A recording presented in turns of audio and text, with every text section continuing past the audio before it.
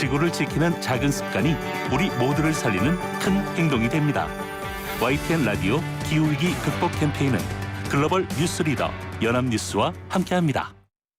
지금 시각은 4시 57분입니다. YTN News FM. 삼성과 함께하는 YTN 라디오 57분 날씨와 교통정보입니다. 올해 장마는 끝나면서 이제 본격적인 무더위가 기승입니다. 오늘도 전국적으로 폭염특보가 내려진 가운데 대부분 지역에서 폭염경보가 발효 중입니다. 한낮의 기온이 서울과 춘천 31도, 대구와 울산 36도까지 올랐습니다. 밤에도 열기가 식지 않아서 열대야가 이어지겠습니다. 온열 질환의 위험이 높은 만큼 시원한 물과 염분을 충분히 섭취하시기 바랍니다. 오늘 늦은 오후까지 경기 북동부와 강원 지역에는 5에서 20mm가량의 비가 내리겠습니다. 금요일에도 수도권과 영서지방을 중심으로 비가 산발적으로 내릴 전망입니다. 화요일 퇴근길입니다. 현재 강변북로 일산 방면에 사고 난 곳이 있는데요. 한남대교에서 반포대교 사이 4차로에서 승용차 간의 추돌사고가 발생했습니다. 사고 여파로 뒤로는 차량들 속도가 떨어져 있는데요. 청담대교부터 반포대교까지가 시속 20km 안팎입니다. 다시 한강대교에서 가양대교 구간까지 속도가 내려가 있고 반대 구리 방향 방화대교부터 월드컵대교, 마포대교 지나 청담대교 일대까지 긴 정체가 이어집니다. YTN 라디오 57분 날씨와 교통정보였습니다.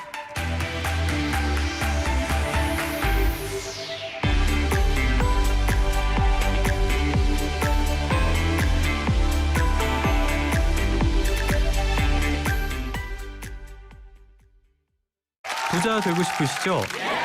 일한 거에 비해 돈을 많이 벌고 싶으시죠? 아니 근데 왜 그 방법을 알려주는 방송 안 들으세요? 지금까지 여러분이 알던 경제 뉴스의 틀을 확 깨드립니다. 매일 아침 9시 조태현의 생생경제. Stay tuned. Don't go anywhere. FM 94.5MHz YTN 뉴스 FM입니다. HLQV. All about news. YTN News FM. 한국의 뉴스 채널 YTN 뉴스 FM에서 5시를 알려드립니다.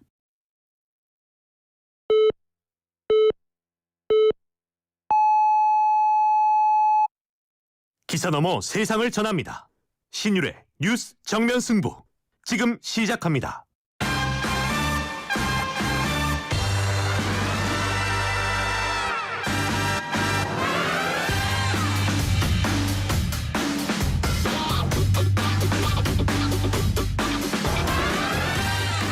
청취자 여러분 안녕하십니까. 신율의 뉴스 정면 승부 진행을 맡고 있는 명지대학교 정치외교학과 신율입니다.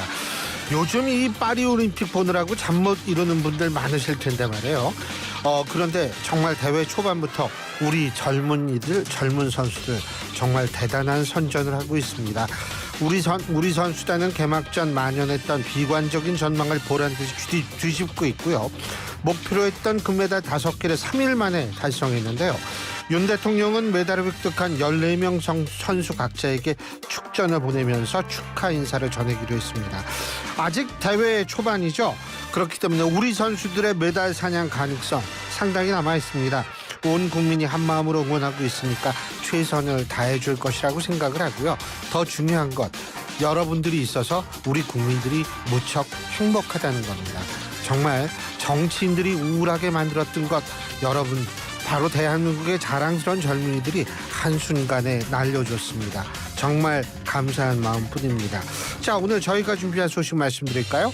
2부에서는 박지원 더불어민주당 의원 연결해서 각종 현안에 대한 입장 들어보고요. 3부에서는 이번에 새롭게 출범한 한동훈 대표 체제에서 대표 비서실장에 임명된 국민의힘 박정아 의원 스튜디오에 모시고서 직접 입장 들어보겠습니다. 4부에서는 정면 맞수다 국민의힘 박용찬 영등포 을 당협위원장 그리고 더불어민주당 조기현 법률위 부위원장 두 분과 함께 토론해 보겠습니다. 7월 30일 화요일 신율의 뉴스 정면 승부 지금부터 시작합니다.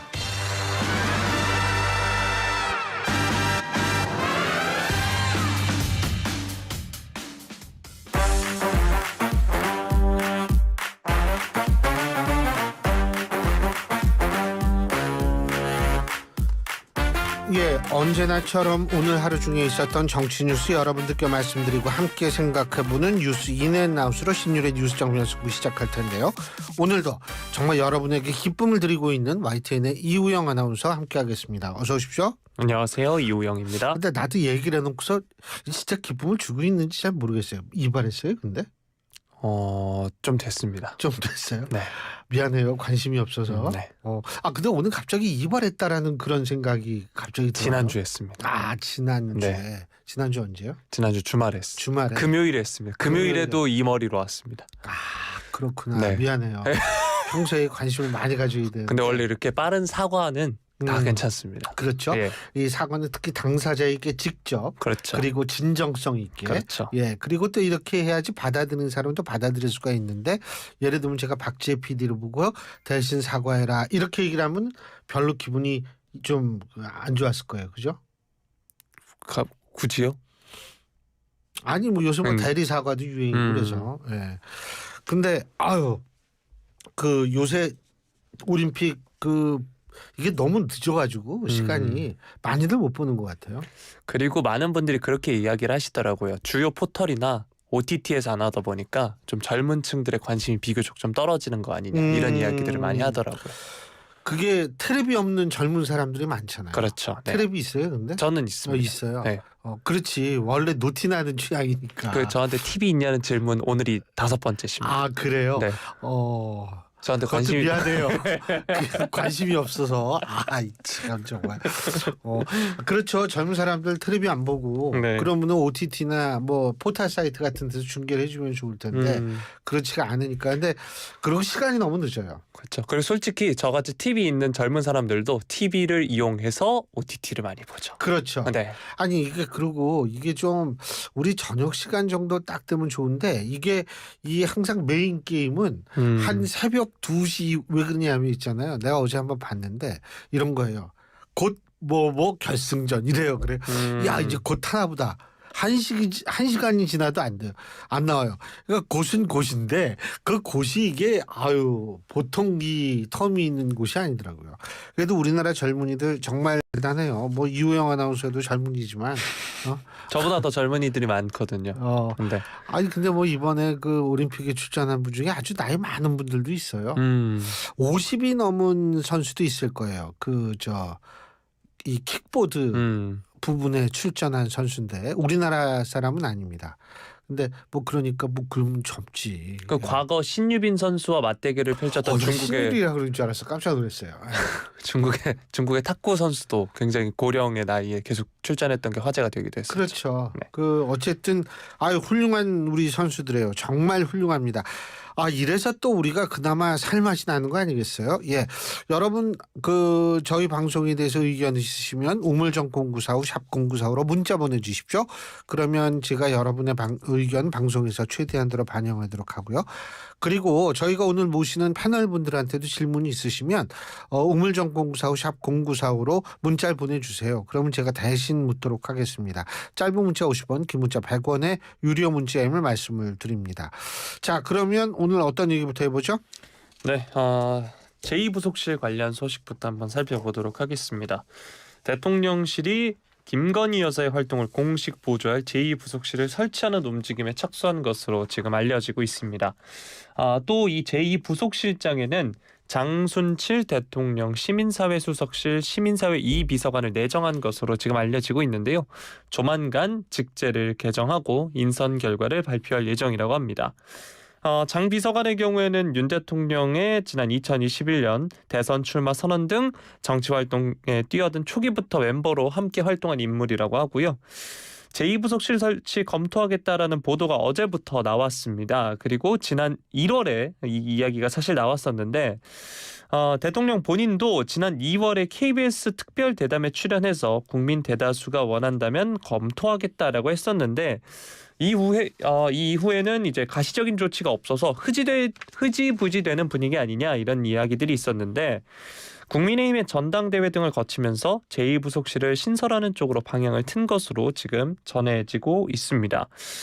제2부속실은 대통령 배우자의 일정, 행사 기획, 메시지, 의상 등 전반을 보조하는 조직이고요. 지난 대선 캠페인 때 윤 대통령이 이 제2부속실 폐지를 공약한 바 있습니다. 실제 집권 후에 대통령실 규모를 줄여서 효율적인 조직을 만들고 문재인 정부 때와 같은 영부인 활동을 둘러싼 잡음을 없애겠다 이런 취지로 없앴었죠. 이 제2부속실은 박정희 대통령 때 처음 만들어졌습니다. 박근혜 대통령 시절에는 이제 박근혜 전 대통령이 이제 배우자가 없었다 보니 잠시 폐지가 됐다가 문재인 정부에 되살렸고요. 윤석열 정부는 앞서서 말씀드렸다시피 이를 없앤 바 있습니다. 대통령실은 이 대통령 비서 업무를 수행하는 부속실에서 4-5명 규모의 별도 배우자 팀을 구성해서 여사 업무를 보좌해 왔다라고 하고요. 집권 초기에는 행정관급 2명이 관련 업무를 맡았다가 점차 늘어난 것으로 알려지고 있습니다.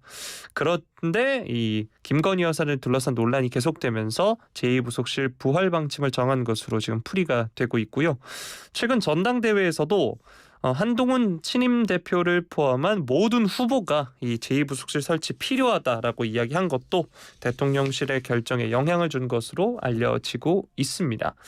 이번에 제2부속실이 설치가 되면 역대 정부와 마찬가지로 5명에서 10명 정도의 규모가 될 것으로 지금 보이고 있습니다. 이 외에도 대통령실은 대통령 배우자, 대통령 사촌인의 친족, 그리고 대통령실 수석 비서관 이상 공무원을 감찰하는 특별감찰관 임명도 국회 추천만 이루어지면 임명할 방침이라고 하는데요. 자, 이와 관련해서 정치권 반응도 한번 살펴보면 일단 국민의힘은 김 여사 관련 논란이 줄어드는 데 도움을 줄 것이다 이런 반응을 내놨습니다.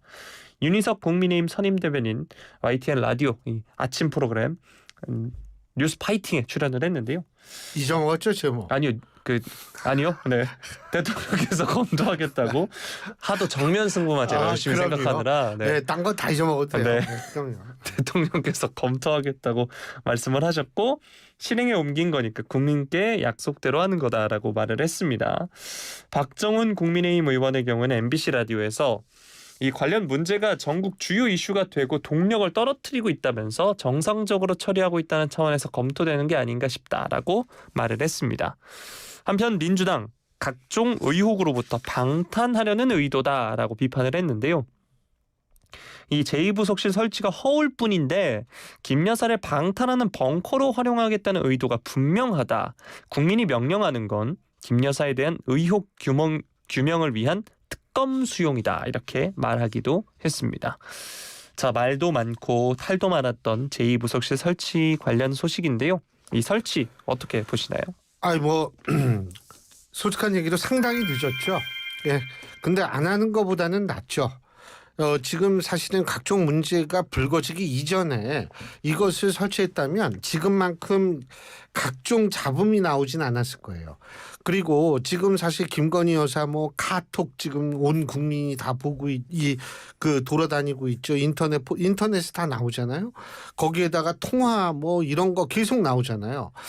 이런 거 나오게 된 초반기에 이거를 설치를 했으면 저는 훨씬 더 효율적으로 그러한 것들을 관리할 수 있었지 않았을까 생각이 드는데 이미 다 포탈 기사에 다 나오고 통화도 다 이게 나오고 이런 상황에서 지금 안 만드는 것보다 낫죠. 저는 그렇게 생각해요. 그러니까 방탄이라고 생각하지 않습니다.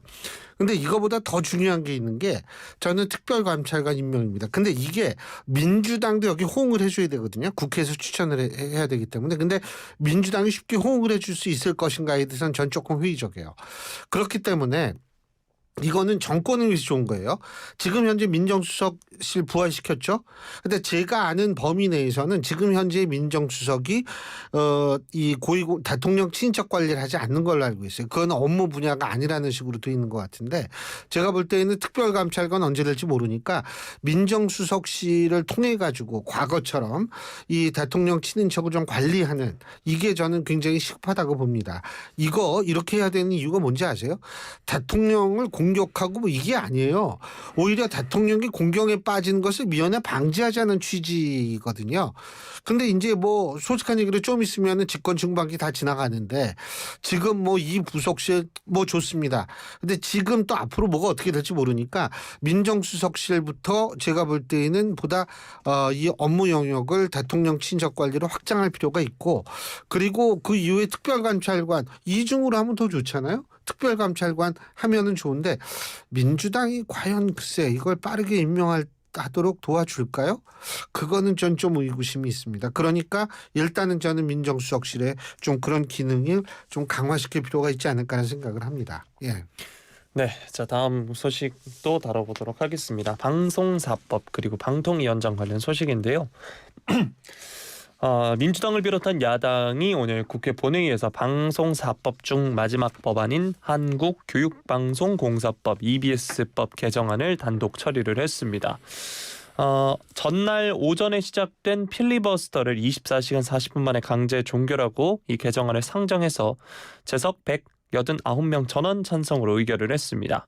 여당 의원들은 법안 강행 처리에 반발하면서 퇴장을 했고요. 야당 의원들은 개정안 단독 가결 직후 박수로 자축을 했습니다. 이로써 국민의힘이 이 법안 처리에 반대하면서 5박 6일간 진행한 필리버스터와 엿새간에 이어진 국회 본회의도 함께 끝이 났습니다. 개정안을 발의한 민주당 이 법안을 권력의 언론 통제를 차단하고 시민이 방송의 주인이 되는 언론 정상화 4법이다 이렇게 강조를 하고 있고요. 반면 국민의힘은 민주당과 언론 노조가 공영방송 지배구조를 독점하려는 좌파 방송 연구 장악법이다라고 규정을 하고 있는 상황입니다. 국민의힘 본회의장 밖 로텐더홀에서 규탄 대회를 열고 대통령 제2요구로 입법을 저지하겠다라고 다짐을 하고 있고요. 윤 대통령 역시 거부권 행사할 가능성이 지금 큰 상황입니다. 앞서서 방통위법을 제외한 3개 법안 역시 21대 국회에서도 야당 단독으로 본회의를 통과를 했지만 윤 대통령이 거부권을 행사한 바 있습니다. 자, 이런 가운데 이진숙 방통위원장 후보자 인사청문 경과보고서 채택 법정 시한인 어제 불발이 됐습니다.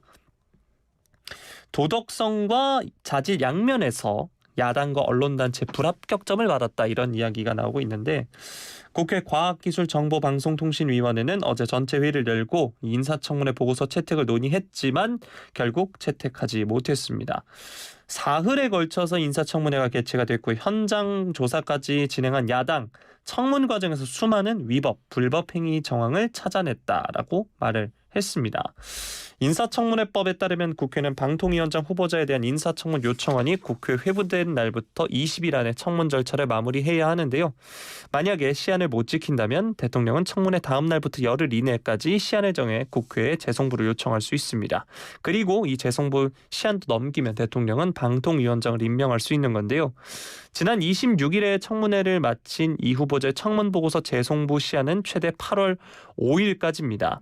물론 이전 사례를 생각을 해보면 윤 대통령이 이 후보자의 전임자 이동관, 김홍일 전 방통위원장 청문 보고서 재송부 기간도 하루에서 이틀로 짧게 잡은 만큼 야당은 이번에도 윤 대통령이 뜸들이지 않고 속도전에 나설 것으로 보고 있는 상황입니다. 벌써 지금 재송부했고요. 네. 그리고 내일 임명할 겁니다. 네.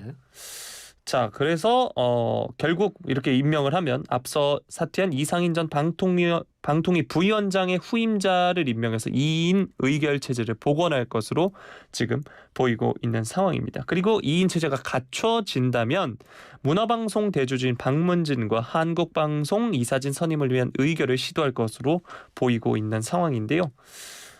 방송사법이 결국 모두 국회 문턱을 넘어섰습니다. 국민의힘은 거부권 행사 건의하겠다 밝힌 상황이고요. 이진숙 후보자에 대한 임명도 앞서서 앵커께서 말씀해 주신 것처럼 내일 강행될 것으로 보이는데요. 전국 현황 관련해서 둘러싼 전국 현황 어떻게 보시나요? 일단은 저는 사실 뭐라고 생각하냐면 이 인재풀이 고갈될 때까지 민주당을 탄핵을 하겠다고 지금 나오고 있어요. 예? 이게 지금 민주당이 한 얘기인데 인재풀이 고갈될 때까지 결국 뭐 계속 탄핵하겠다는 건데 글쎄요. 이런 자세들이 국민들한테 어떻게 비춰질까를 한 번쯤 생각해 봐야 될 거고요.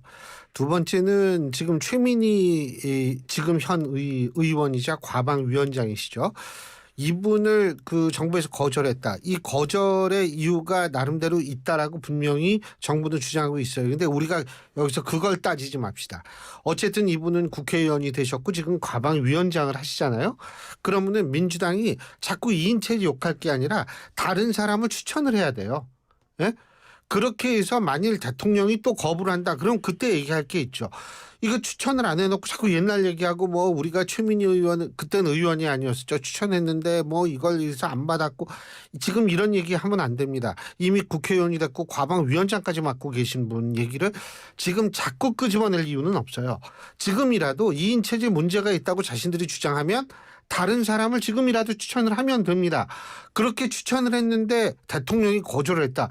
임명 거부를 했다. 이러면 또 문제가 완전히 달라지죠. 그런데 이 추천을 제대로 하지 않으면서 계속 2인 체제의 문제점을 지적하고 나선다는 거 과연 이게 논리적 타당성이 있을지 전 잘 모르겠어요. 그리고 뭐 인재풀이 고갈될 때까지 탄핵하겠다.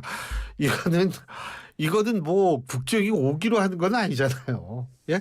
아니 저는 이게 지금 뉴시스에서 6시간 전에 보도된 건데 이게 뉴시스가 뭐 통신사기 때문에 제가 볼 때에는 뭐 틀린 얘기를 한 거는 없겠지만 이거는 전 굉장히 좀 그 위험한 발언이 아닐까 이런 생각이 들거든요.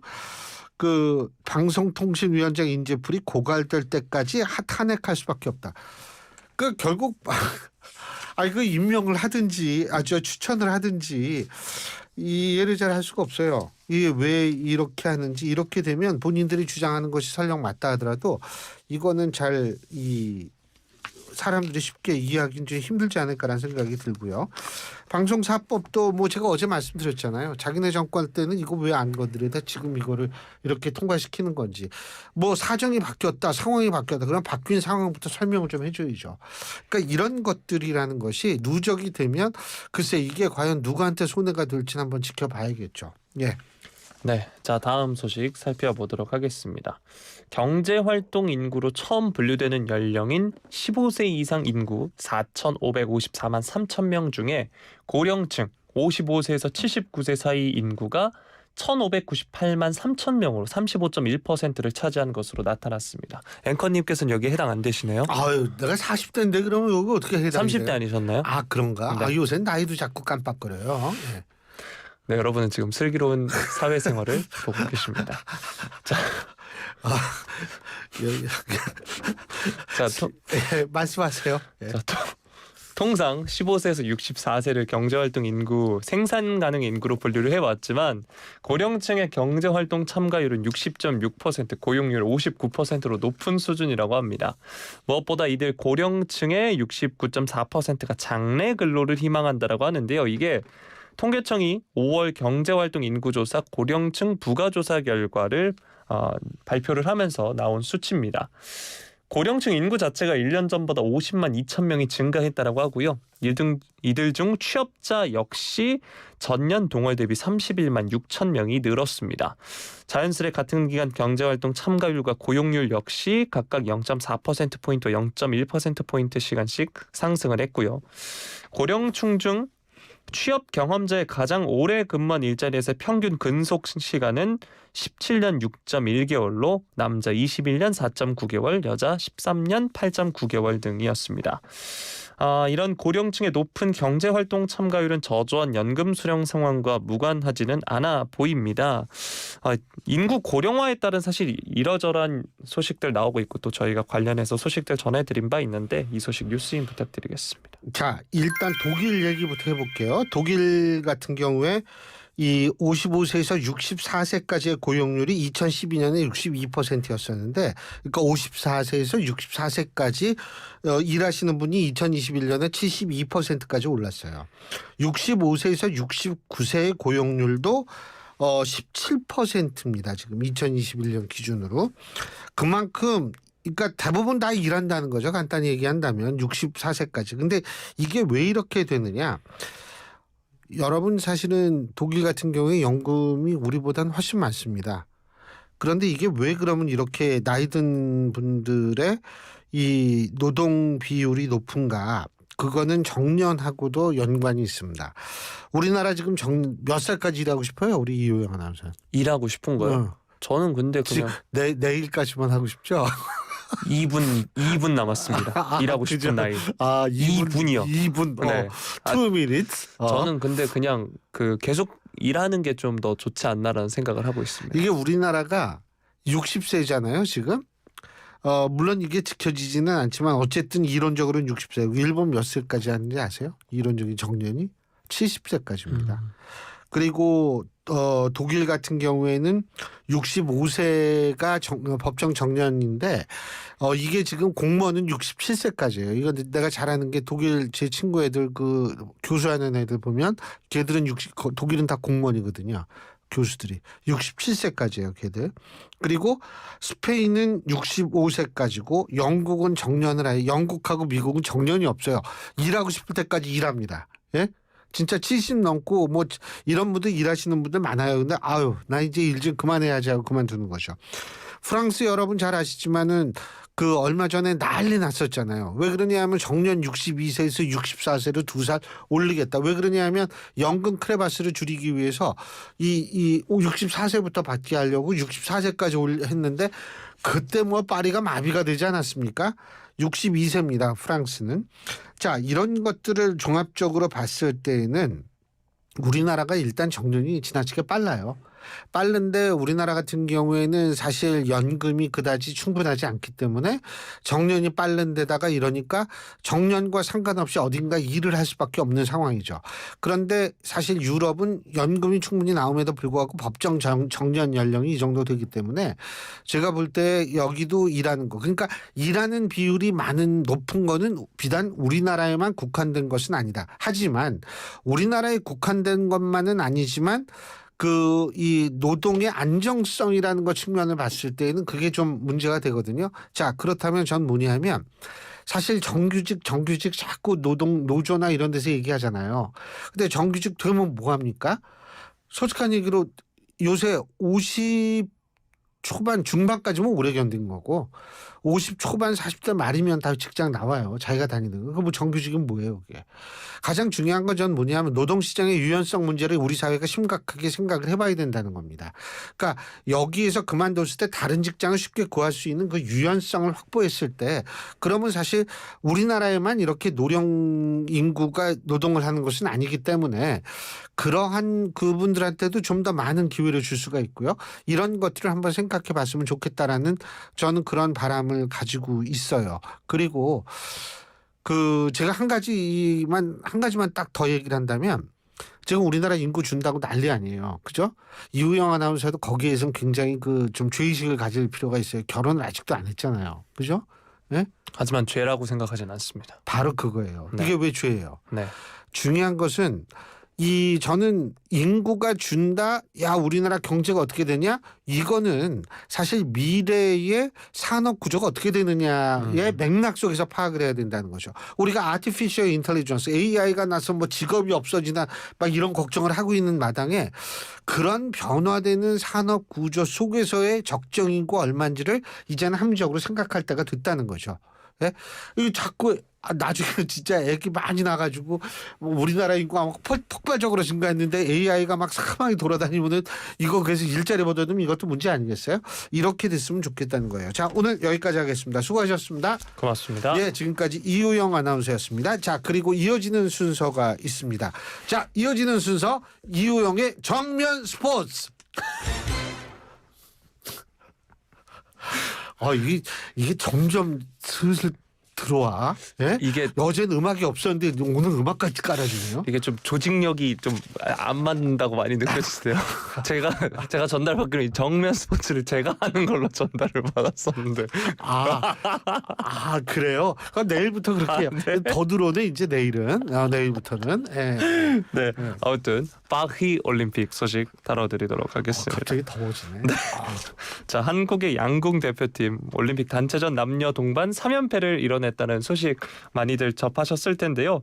남자 대표팀이 결승전에서 홈팀인 프랑스를 꺾고 우승을 했습니다. 당연히 프랑스 홈팬의 응원 소리는 컸지만 우리 양궁 대표팀은 이 올림픽을 앞두고 프로축구 경기장 전북 현대 경기장에 가서 이제 소음 훈련까지 하면서 했기 때문에 그다지 방해가 되지는 않았습니다. 한국 남자 양궁은 이로써 올림픽 단체전 3연패를 달성을 했고요. 어제 전해드렸던 여자 대표팀 10연패 이룬 덕분에 한국 양궁은 남녀 동반 3연패를 이루기도 했습니다. 자, 그리고 이제 탁구도 소식을 살펴보면 탁구 소식은 신유빈 선수와 임종훈 선수가 이제 준결승에서 패배를 하면서 아쉽게 동메달 결정전으로 향합니다. 동메달 결정전의 경우에는 이제 홍콩의 웡춘팅 두호이캠과 30일 그러니까 오늘 같은 장소에서 동메달 결정전을 치르게 되는데요. 메달 소식 좀 더 살펴드리면 유도 허미미 선수가 올림픽 은메달을 목에 걸었습니다. 세계 랭킹 3위에 빛나는 허미미 선수는 아쉽게 결승전에서 패배를 이 했는데요. 선수 이거 훌륭하더라고요. 네. 왜죠? 아버지가 우리나라 분인데 어머니가 일본 사람인데 일본에서 쭉 있다가 할머니가 맞습니다. 야, 국가대표 하라고. 그 우리나라의 그 코로나 때 그걸 코로나를 뚫고 와가지고 훌륭한 선수예요. 네. 네. 심지어 독립운동가 허석님의 허석 선생의 5대손이라는 이야기까지 또, 예. 네, 있습니다. 자, 앞으로의 경기 일정도 한번 체크를 해드리면 양궁 대표팀은 8월 2일 혼성 단체전과 3일 여자 개인전, 4일 남자 개인전에서 추가 메달 획득에 나서게 되고요. 또 앞서서 제가 말씀드렸던 올림픽 탁구 메달에 도전하는 신유빈 선수와 임종훈 선수 오늘 저녁에 동메달 사냥에 나섭니다. 이 혼합복식 이번 대회 탁구에서 가장 메달 가능성이 높은 종목으로 꼽히고 있는데 한국 탁구가 2012년 런던 대회 이후 남자 단체전 은메달을 따낸 이후로 올림픽 메달을 따내지 못하고 있습니다. 그런데 그때도 유럽이었고 이번에도 유럽에서 펼쳐지는 올림픽이니까 또 따낼 수 있지 않을까 이런 긍정적인 소식 기대를 하고 있습니다. 신유빈 선수는 제가 어제도 소개를 해드렸지만 어릴 적부터 여러 방송에 출연해서 탁구 신동으로 주목받기도 했고요. 펜싱 사브르 개인 동메달 결정전에서 나섰던 최세빈 선수가 아쉽게 패배했다는 소식도 들어왔고 또 사격 10m 공기권총 혼성단체 동메달 결정전이 저희 방송 전에 시작이 돼서 진행이 되고 있었는데 오예진 선수와 이원호 선수가 출전을 했으나 아쉽게도 동메달을 따내지는 못했습니다. 물론 메달의 색깔 혹은 메달을 따내고 안 따내고는 중요하지 않고 우리 선수들 정말 멋진 경기를 펼쳐줬다는 거에 있어서 다시 한번 박수를 보내드리겠습니다. 그럼에도 이제 메달 집계는 한번 해드려야겠죠. 우리 대표팀 지금 금메달 3개, 은메달 3개 그리고 동메달 1개 총 9개로 종합순위 5위를 금메달 기준으로 하고 있고요. 총 개수로 따지면 6위의 성적을 거두고 있습니다. 야, 파리올림픽 최고령이 61세래요. 네? 60대 우리 세대의 자존심이네. 네. 네. 아유. 앞서서 제가 전해드렸던 이제 경제 활동을 하고 계시는 이제 고령층이신 거네요. 네. 그 체육도 하는데 뭐 스포츠도. 네. 그리고 제가 한 가지만 더. 우리나라 국호를 북한이라고 불렀죠. 이 사람들이 어제는 남수단 국가를 다른 나라 국가를 틀어줘가지고 또 난리가 났더만요. 참 특이해요.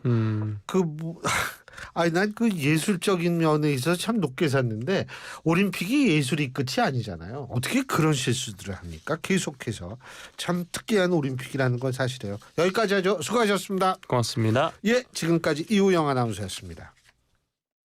안녕하세요. 배우 남궁민입니다. MG 새마을금고의 뿌리는 누구일까요? 회사에 출근하는 정웅 과장님, 꽃집을 운영하는 지혜 사장님, 제2의 인생을 시작하는 영호님, 2,300만 고객이 MG의 뿌리임을 알기에 당신께 힘이 되겠습니다. 뿌리가 든든한 금융, MG 새마을금고. 요즘 사람 구하기 너무 힘드네. 하이어더해 피자 나왔습니다. 사장님, 저희 파스타 시켰는데요. 하이어더해 주문에 서빙 계산까지 정신없네. 하이어더해 테이블에서 주문과 결제를 한 번에. KT니까 믿을 수 있으니까. KT 하이오더. 가입 문의 100번. 대한민국 대표 트렌치 코리아 트렌치. 식품, 주방, 욕실, 조경, 토목, 건축 트렌치. 전 세계 유명 트렌치를 한눈에 설계에서 시공까지 기술력으로 인정받는 대한민국 트렌치 코리아 트렌치. 코리아 트렌치 코리아 트렌치. 모든 인쇄 가능한 성원의 드피아 온라인 주문 간편한 성원의 드피아 누구든지 어디서나 쉽고 빠르게 인쇄의 유토피아 성원의 드피아 여름에는 부채 판촉물. 다양한 부채 역시 성원의 늪이야. 카멜로 장갑 하나로 일상이 안전해진다. 안전한 용접 장갑 카멜로. 편안한 작업 장갑 카멜로. 세련된 안전 장갑 카멜로. 오늘도 손끝 하나 다치지 않고 일 잘 끝냈습니다. 장갑은 카멜로.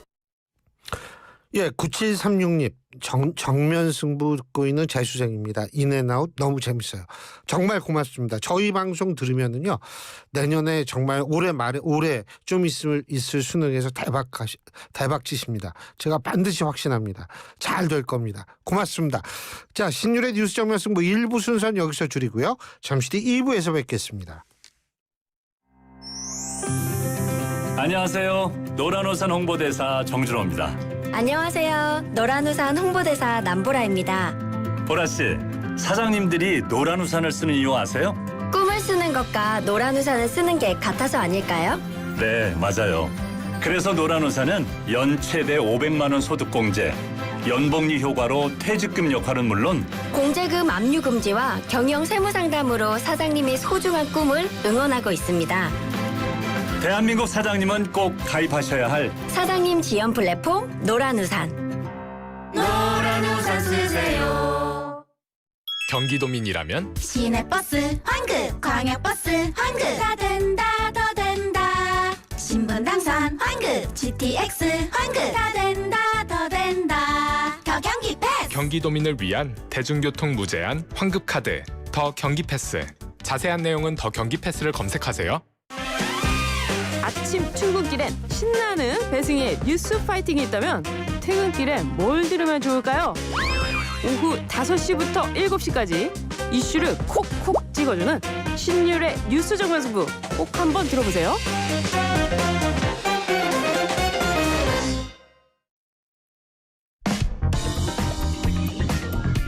진실을 파헤칩니다. 진짜 뉴스와의 정면 승부. 신율의 뉴스 정면 승부. 자, 신율의 뉴스 정면 승부 2부 시작합니다. 2부 정면 인터뷰에서 만나볼 분, 여러분이 너무너무 잘하시고 또 아주 시원시원하게 말씀을 해주시는 정치구단 더불어민주당 박지원 의원입니다. 지금 전화 연결도 있습니다. 의원님 안녕하십니까? 네, 안녕하세요. 예. 이렇게 정보위 중 나와서 전화 받습니다. 아이고 감사합니다. 오늘 무슨 그건 브리핑 나중에 간사님을 통해서 해야죠. 네, 곧 할 거예요. 예. 정보사 현안 도구를 받고 질문 중에 있기 때문에 아하. 곧 나올 겁니다. 제가 그 정보사 요원 블랙 요원까지 지금 명단이 유출됐다고 하는데요. 이게 뭐 지금 아침에 이 박지원 의원님이 그 인터뷰한 기사를 제가 조금 봤는데 해킹 당했을 가능성도 있다 이런 말씀을 하셨는데, 그런데 이 사람이 말이에요. 그거를 왜 개인 노트북에 해킹 당할 위험이 있는 개인 노트북에 가지고 나왔는지 이런 거 설명이 안 되기 때문에 이게 조금 좀 다른 쪽에 의구심을 가져야 되는 거 아닌가요? 어떻게 보세요? 그렇습니다. 오늘 정보사령관께서도 제가 질문하니까 예. 같은 말씀을 하셨는데, 지난 6월 방첩사로부터 홍보를 받고 오늘 구속됐기 때문에 저는 거의 2달여간 충분한 수사를 했을 것이다 이렇게 아하. 믿고 있습니다. 예. 그런데 해킹의 위험성도 배제할 수는 없다고 그럽니다. 예. 그렇기 때문에 오늘 제가 국정원에도 또 정보사령부에도 얘기를 했지만 해킹은 누구나 당할 수 있습니다. 그렇죠. 특히 그거야. 북한, 러시아, 중국은 세계적으로 해킹을 제일 잘해요. 그렇지만 대한민국, 미국, 이스라엘은 그보다도 훨씬 더 잘합니다. 그렇기 때문에 거의 하루에 160명 내외의 건이 해킹을 들어오고 있지만은 잘 방어를 하고 있어요. 예. 그런데 오늘 경찰청에도 그러한 질문을 했고 정보사에도 그런 얘기를 했습니다마는 그래도 국정원이 제일 나아요. 제일 잘해요. 세계적으로. 예. 그렇기 때문에 지금 법상 국정원은 민간 또는 공공기관에 대해서 요구를 하지 않는 한 볼 수가 없습니다. 예. 그래서 저는 민주당이지만은 국정원장을 할 때부터 해킹은 가장 중요한 문제이다.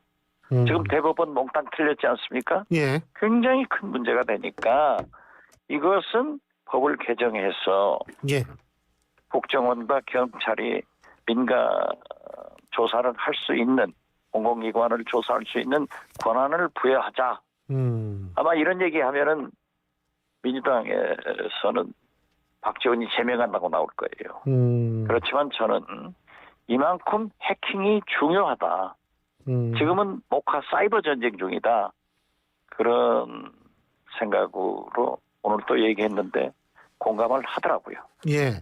아니 근데 그 사람이 해킹 당했다고 치더라도 왜 그걸 자기 개인 노트북에 넣느냐 하는 건 설명이 돼야 될 거 아니에요. 그것은 배제할 수 없다는 원 오브 데미지 예. 전체가 아니고 예. 가장 큰 문제는 예. 블랙 요원들의 명단이 예. 고스란히 북한에 갔기 때문에 우리 정보 당국에서는 블랙 요원들을 전부 교체를 해야 됩니다. 그렇지 않습니까? 그렇죠. 그게 알려졌으면은 생명의 위협과 정보 첩보 활동이 불가능한 거예요. 예. 그래서 이러한 것은 큰 손실인데 예. 저는 정보사령관한테 그렇더라도 이러한 내용을 미주알 고주알 다 밝혀서는 안 된다. 엄벌에 처하더라도 지킬 건 지켜라. 이런 얘기를 하면서 예. 777 사령부 있지 않습니까? 예. 소위 37 사령관에게도 과거 서해 공무원 피살 사건 때 국회 등에서 군 당국에서 SI 첩보를 전부 공개한 것이 타당하냐? 아주 잘못됐다는 거예요. 그러면은 북한에서는 그러한 체계를 다 바꿔버리면은 우리 정보기관에서는 그것을 해독하려면은 상당한 시일이 필요하기 때문에 예. 이러한 문제는 우리 국민들도 언론들도 정치권에서도 협조를 해줘야 된다 이렇게 말씀드립니다. 그리고요 지금 그저 원장님이라고 자꾸 저기 의원님께서 말씀하신 것처럼 지금 근데 일각에서는 지금 정보사에서 이런 문제가 발생한 거는 국정원도 사실은 이 수사권을 좀 갖고 있었으면 이게 조금 더 이 안전한 방향으로 갈 수 있지 않았을까라는 얘기가 나오거든요. 거기에 대해서 어떻게 보십니까? 그러한 것은 아닙니다. 오늘 예. 경찰청 업무 보고를 받으면서도 대공 수사 업무에 대해서 예. 경찰들은 지금 3년이 지났기 때문에 완벽하게 하고 있고 예. 또 국정원에서 마약이나 보이스피싱, 조직폭력배 이러한 모든 문제를 해외 네트워크를 가지고 전부 조사해가지고 최종 단계의 경찰, 예. 검찰이 기소를 하게 되거든요. 예. 그래서 지금도 그러한 간첩 대공 수사 문제는 국정원과 경찰청 차장 말씀대로 하자면은 완전히 상호 보완을 협력을 하고 있기 때문에 결코 문제 없다 하는 자신감을 피력했는데 예. 우리는 경찰을 믿어야 됩니다. 예. 그리고 예. 국정원이 수사권을 갖는다고 하면은 과거 아무런 역사가 아직도 지워지지 않고 있지 않습니까? 예. 그렇기 때문에 저는 지금 현재 국정원의 문재인 정부 개혁은 제가 원장하면서 법과 제도에 의한 개혁을 했습니다마는 국내 정보 수집 분석, 정치 개입 수사는 하지 않아야 정보기관입니다. 미국 CIA가 그거 합니까? 안 하는 겁니다. 예. FBI가 하는 겁니다. 예. 그래서 경찰이 잘 하고 있다. 오늘 알겠습니다. 보고를 받아봐도 자신한다. 이런 말씀을 국민들한테 알려드립니다. 근데 일각에서는 그 수미테리라는 분이 지금 미국에서 그 혐의를 받고 보석으로 풀려나 있지 않습니까? 근데 너무 좀 우리나라 그 화이트 요원들이 좀 아마추어적으로 행동을 했다 이런 비판을 하거든요. 그런데 그렇습니다. 근데 그 이유가 뭐라고 보세요? 지금도 세계 각국의 정보기관의 정보 요원들은 그런 일을 합니다. 예. 하면서 걸려들은 우리 국정원 요원들이 참 바보다. 저는 그렇게 비판을 하면서 예. 또 그러한 것을 예. 한미 정보동맹이 굳건할 때 미국 정보기관에서 사전에 예. 우리 정보기관의 수미테리 문제를 통보해 줬으면은 더 좋았지 않았을까 이런 아쉬움을 가지면서 더 바보는 대통령실입니다. 예. 고위 관계자 예. 제가 조남은 밝히지 않겠습니다만은 예. 어제 국회에서는 밝혔습니다. 예. 그분이 문재인 정부 때 일어난 일이고 예, 저도 뉴스에서 봤어요. 그 예.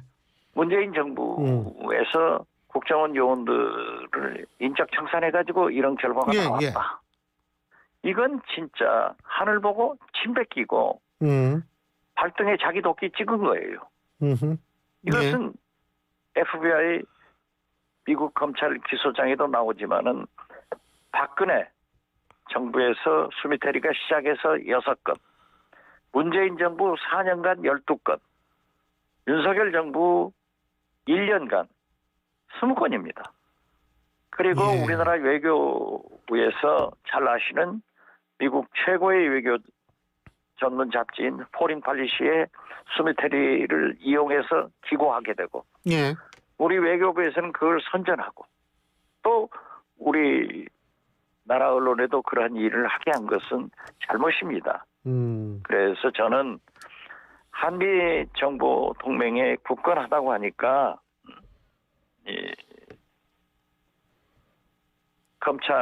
미국 검찰의 기소를 보고 사법부의 판결을 보면서 조용하게 잘 처리됐으면 좋겠다. 이렇게 말씀드립니다. 박 전 의원님께서 국정원장을 하셨으니까 뭐 우리나라에도 간첩이 많겠죠, 그죠? 많죠. 간첩 많죠. 예. 그런데 많죠. 뭐 북한 간첩도 그러나, 있고, 예. 그러나 북한의 간첩들은 지금 현재 우리 한국에 거의 못 내려옵니다. 그 왜냐하면- 외국 통해서 올 수 있는 거 아니에요? 아니 글쎄요. 예. 외국 통해서 오더라도 제3국에서 사이버를 통해서 간첩 활동을 하지 그들의 경제적 형편이 나쁘기 때문에 어떤 간첩이 내려오면은 거점을 확보해야 될 것 아니에요? 예. 그러면 거점 요원들한테 돈을 줘야 돼요. 음. 그것이 안 되는 거예요. 돈이 없어서. 그리고 예. 그렇죠. 저는 어허. 경제적 이유가 가장 많고 예. 또 옛날에는 뭐 청와대 사진 찍으러 오고 국회 사진 찍으러 언론사 사진 찍으러 왔지만은 지금 뭐 구글에 보면은 다 나와 그렇죠. 있잖아요. 예. 그래서 지금 제3국에서 접선을 하는 것은 우리 국민들 중에 자생적 협력자가 생겨서 그러한 것을 하고 있다. 그렇기 때문에 제가 국정원장을 하면서 문재인 정부에서 제가 간첩 두 조직을 구속해서 기소해서 재판받게 하고 있습니다. 그래서 이분들도 국내에서 그 자생적 그 조직들이 암약을 했지 접선은 전부 제3국에서 이루어지고 있다. 그렇게 봅니다. 그러니까 직파는 주로 제3국에 있고 국내에는 그렇죠. 없고요. 그죠? 예, 그러니까 예. 여기에는 이제 자생적인 아니, 국내에도 없다라고 얘기할 수는 없죠. 뭐 있을 수는 네. 있겠지만 어쨌든 네. 여기에 대다수는 자생적인 어떤 그런 사람들이 이 북한 해외에 있는 직파 간첩하고 이제 좀 이 접촉을 한다 이런 말씀이신데 그죠? 그렇죠. 그런 게 많다. 예. 그리고요. 제가 이걸 여쭤본 이유가 오늘 한동훈 대표가 이런 얘기를 했어요. 적국을 외국으로 바꾸는 간첩법 개정 누가 왜 막았나 이러면서 더불어민주당 겨냥인데 이 부분은 어떻게 보세요? 검찰 출신이니까 그러한 얘기를 하겠죠. 그렇지만은 국정원에서 예. 아까도 말씀드렸지만은 간첩이건 예. 조폭이건 예. 마약, 보이스피싱 이런 분들을 외국에서 전부 색출해가지고 예. 마지막 기소 단계 검찰, 경찰에 넘겨서 유죄 판결을 받아내도록 하고 있기 때문에 한동훈 대표가 좀 과문하지 않는가 저는 그렇게 봅니다. 그러니까 간첩법이 따로 필요가 없다 이 말씀이시네요. 그죠? 저는 지금 국가보안법도 무려 있고 충분하다. 충분하게 있는데 형법이 있고 예. 그래서 제가 국정원장 할 때 예. 국가보안법을 폐지해야 된다라고 했을 때 저는 개정이 필요하지 분단국가에서 폐지해서는 안 된다라고 했더니 저에게 6.15 특사를 한 박지원이 맞느냐 김대중 대통령 비서실장 한 박지원이 맞느냐 하고 많은 비판을 받았어요. 예. 그렇지만 김대중 대통령도 생전에 국가보안법은 존치해야 된다. 그러나 일부 복소조항은 개정하자. 이렇게 말씀드렸다는 것을 다시 한번 상기시킵니다. 예. 자, 좀 다른 주제인데 오늘 대통령실이 부속실 만들겠다 그러는데 어떻게 평가하세요? 글쎄요. 아니 그렇게 약속하려면은 김건희 여사가 나와서 자기는 영부인 하지 않겠다고 했잖아요. 예, 살인만 하겠다고 했는데 예. 그게 지켜졌어요? 맨 처음부터 민주당에서는 해결 방안으로 제2부속실과 특별감찰관 임명을 하도록 요구를 했지만 2년 내내 안 했어요. 예. 그리고 여당 즉 국민의힘에서 혼란이 없어질 것 같다. 예. 지금까지 혼란스러웠던 것은 안 해요. 예. 그러나 소잃고 외양간이라도 고쳐야 되기 때문에 저는 제2부속실을 신설한다는 것 그리고 비서관 제2부속실장까지 임명한 것은 잘한 일이다. 나간 김에 특별감찰관도 임명하는 것이 좋다. 이렇게 말씀드립니다. 근데 잘한 건 잘한 거예요. 예. 특별감찰관 임명하려면은 민주당이 좀 많이 도와줘야 되는 거 아니에요? 국회에서 도와줘야죠. 추천을 해야지. 도와줘야죠. 도와줄 거라고 보세요? 그 도와야죠. 예. 진정성을 가지고 대통령께서 하시면은 처음 봤잖아요. 아니 저출산 방지를 위해서 정부 조직 개편한다는 것 민주당이 찬성하잖아요. 예. 의사 증언하자는 건 찬성하잖아요. 예. 그러나 문제는 대통령한테 있는 거예요. 아니 의대정을 왜 당신이 딱 2,000명으로 정해놓고 그 안에서 얘기해라. 이것 때문에 안 되는 거 아니에요? 예. 저는 점진적으로 증언해야 된다는 거예요. 그래서 모든 것은 저는 지금 사실 우국지사가 됐어요. 나라가 망조가 들고 있는 거예요. 이렇게 가다 아니 보세요. 지금 민주당 등 야당은 특검, 예. 탄핵 매일 국회에서 싸우고 있고 예. 대통령은 거부권, 임명 이렇게 하면은 나라가 어디로 가겠어요? 그래서 저는 거듭 말씀드리지만은 우리나라 국회에다 맡겨가지고는 여야가 매일 싸우기 때문에 예. 원로들이 좀 나서서 윤석열, 이재명 이 두 분을 좀 어디 가둬가지고 로마 교황 선출하듯 좀 소통해서 협의하는 안을 가지고 나왔으면 좋겠다 이런 생각합니다. 예. 제가 또 잠깐만 좀 여쭤볼게. 지금 민주당 전당대회에서 이재명 대표 90% 넘게 나오는데 이건 어떻게 보세요? 저는 예. 우리 민주당의 당원과 민주당 지지 국민들은 이재명 대표를 대통령 후보로 해서 예. 정권 교체가 지상 목표이기 때문에 집단 지성들이 발휘해서 이재명 대표를 압도적으로 지지하고 있다. 예. 저는 좋은 방향으로 보고 있습니다. 이 90%가 그 다양성이 좀 부족하다는 얘기가 나오는데. 다양성이 부족해서 저는 김두관 후보가 예.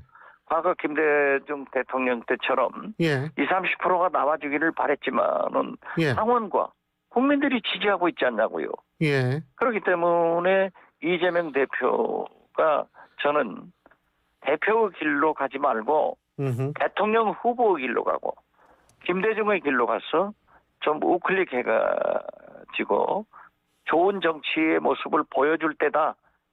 저는 그렇게 요구를 하고 말하고 있습니다. 예. 지금 우클릭하고 있잖아요. 상당히 좋은 방향으로 가고 있죠. 예. 지금 좋은 상대적으로 방향. 예. 한동훈 예. 국민의힘 대표도 약간의 좌클릭을 할 필요가 있어요. 예. 그렇게 간접 적자 예. 알겠습니다. 소리보다는 예. 알겠습니다. 의원님 오늘 말씀 진심으로 감사드립니다. 고맙습니다. 네, 감사합니다. 예. 지금까지 더불어민주당 박지원 의원이었습니다. 현빈입니다. 소파 고를 땐 살펴봐야 할 게 정말 많죠. 번거롭다고요?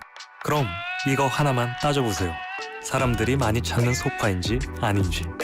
소파 브랜드 인지도 1위. 변함없는 1등 소파. 결국 자코모. 21, 22, 23년 엠브레인 소파 브랜드 인지도 조사 기간 한정. 안녕하세요. 베스트 슬립 대표 서진원입니다. 파리 올림픽 대한민국 선수단 숙소에 베스트 슬립 매트리스가 함께합니다. 최고의 플레이는 최고의 수면으로 베스트 슬립이 대한민국 국가대표의 숙면을 책임지겠습니다. 대한민국 국가대표 공식 침대 매트리스 베스트 슬립. 오늘을 기록하는 소리, 내일을 준비하는 소리, 그리고 인생을 돌아보는 소리. 모두의 성장을 고민하는 브랜드 오럼. 오래도록 가치 있는 평생 소장품을 만듭니다. 당신의 이야기가 완성되는 곳. 리틀 약사의 이름을 걸고 더더 깐깐하게 더더 꼼꼼하게 비타민 미네랄 다 리틀스 더더 깐깐하게 더더 꼼꼼하게 오메가 유산균 다 리틀스 유튜버 리틀 약사의 배합 노하우를 담았다 다 리틀스 합성 목재 예스팀바, 산책로, 야외 데크, 울타리, 사이딩, 전원주택 인테리어까지 다양한 형태로 활용이 가능한 친환경 합성 목재 예스팀바. 우수한 품질의 정부 조달 우수 제품, 나무 느낌 그대로. 합성 목재 예스팀바. 경동산업 주식회사. 신율의 뉴스 정면 승부 2부 순서 여기서 줄입니다. 잠시 뒤 3부에서 뵙겠습니다. 그리고 6시에는요. 우리 최희 아나운서가 전해드리는 뉴스. 이거 제일 중요한데 제가 잊어먹고 넘어갈 뻔했습니다. 뉴스 꼭 잘 들으시기 바라겠습니다. 잠시 후에 뵙죠. 우리들의 희망은 오직 한 가지. 어린이를 잘 키우는 데 있을 뿐입니다. 다 같이 내일을 살리기 위하여. 1923년 소파 방정환이 발표한 어린이 해방선언의 일부입니다. 암울한 일제강점기에도 어린이라는 미래가 있어 희망을 품을 수 있었고 100년이 지나 대한민국은 선진국이 되었습니다. 하지만 지난해 말 한국의 합계 출산율은 0.6명대로 인구 소멸 수준. 다시 희망을 그려야 합니다. 아이를 낳고 키우고 싶은 여건, 아이가 안전하고 행복한 사회를 만드는 것. 아이들이 우리의 내일입니다. 존중과 포용, 더 나은 대한민국. 우리 곁엔 우리가 있다. 우리금융그룹과 YTN이 함께합니다. 교통안전 1분 턱. 안녕하세요. 가수 나비입니다. 올해 여름에는 정말 많은 비가 내린다고 해요. 잊지 말고 안전운전 아시죠? 고속도로에서 빗길 사고 치사율은 일반 도로보다 4배가 높다는 통계 결과도 나왔거든요. 운전 전에 전조등과 후미등, 와이퍼 작동 점검하시고요. 장마철엔 차량의 제동 거리가 평소보다 늘어나는 만큼 제한 속도보다 천천히 충분한 차간 거리도 확보해주세요. 특히 집중호우 시에는 차량 이동을 자제해야겠죠? 지하차도는 피해 우회해서 혹시 모를 사고를 방지하는 것이 좋겠습니다. 장마철 많은 비에도 안전 운전. 소중한 나와 우리 가족을 지키는 습관입니다. 교통안전 1분 톡. 국토교통부와 한국교통안전공단이 함께합니다. 속도를 줄이면 사람이 보입니다. 안녕하십니까. 과학기술정보통신부 차관 이창윤입니다. 우리나라에는 국가의 지원을 받아 연구하는 23개 과학기술 분야 정부 출연 연구기관이 있습니다. 정부 출연 연구기관은 반도체, 이동통신, 원자력, 우주 등 다양한 영역에서 국가 경제 발전을 견인해왔습니다. 글로벌 기술 경쟁이 심화되는 지금 정부 출연 연구기관은 연구개발 역량을 결집하고 도전적인 연구를 통해 세계 최고 수준의 연구기관으로 도약을 준비하고 있습니다. 정부 출연 연구기관이 도전에 많은 관심과 응원을 부탁드립니다. 이 캠페인은 과학기술정보통신부와 함께합니다. 지금 뭐해? 세비톡톡해. 수원에 할 말 많아? 세비톡톡해. 지금 세비톡톡 앱을 다운로드하고 여러분의 생각과 의견을 전해주세요. 참여가 일상이 되고 제안은 정책이 됩니다. 다양한 이야기와 소통의 기회 지금 시작하세요. 수원을 새롭게, 시민을 빛나게 수원 특례시가 함께합니다.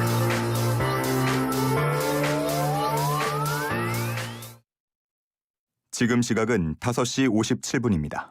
YTN News FM. 삼성과 함께하는 YTN 라디오 57분 날씨와 교통정보입니다. 영동 일부와 제주 산지를 제외한 전국 대부분 지역에 폭염특보가 발효 중입니다. 내일 한낮에도 오늘처럼 덥겠는데요. 서울은 32도, 대전 33도, 광주와 제주가 34도, 대구는 36도까지 오르겠습니다. 내일도 전국 하늘에 구름이 많이 지나가겠고요. 어제와 오늘 산발적인 비가 내렸던 수도권과 강원도는 대체로 흐리겠습니다. 앞으로 장기간 무더위에 대해서 잘 대비해 주셔야겠습니다. 도로 위로도 많이 차량 열기가 가득한데요. 차도 많고 돌발 구간도 많습니다.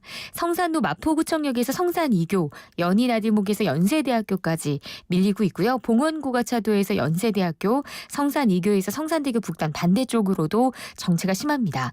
월계로는 미아사거리 쪽으로 인덕대학교 입구에서 월계 2교, 창문여자고등학교에서 미아사거리 구간 정체되고 있고요. 서울시내 자동차 전용도로 간선도로 정체도 긴데 강변북로 일산 쪽으로 서강대교 쪽에 4차로에 고장차도 있고요. 올림픽대로 공항 쪽으로는 성수대교 부근 사고 처리 때문에 부근 어렵게 통과하고 있습니다. 노들로드 성단대교 쪽으로 여의 상류 부근 사고 발생했습니다.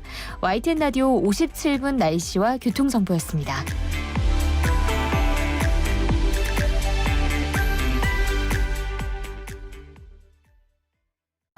이주 배경 인구 250만 시대. 그 속에 우리 친구들도 있습니다. 승원이와 농구 대결을 좋아하는 모이부도, 하늘이와 떡볶이를 먹으며 수다를 즐기는 카리나도. 우리에게 중요한 건 우리 모두 친구라는 사실. 우리는 모두 우리입니다. 공익광고협의회. FM 94.5MHz YTN 뉴스 FM입니다. HLQV.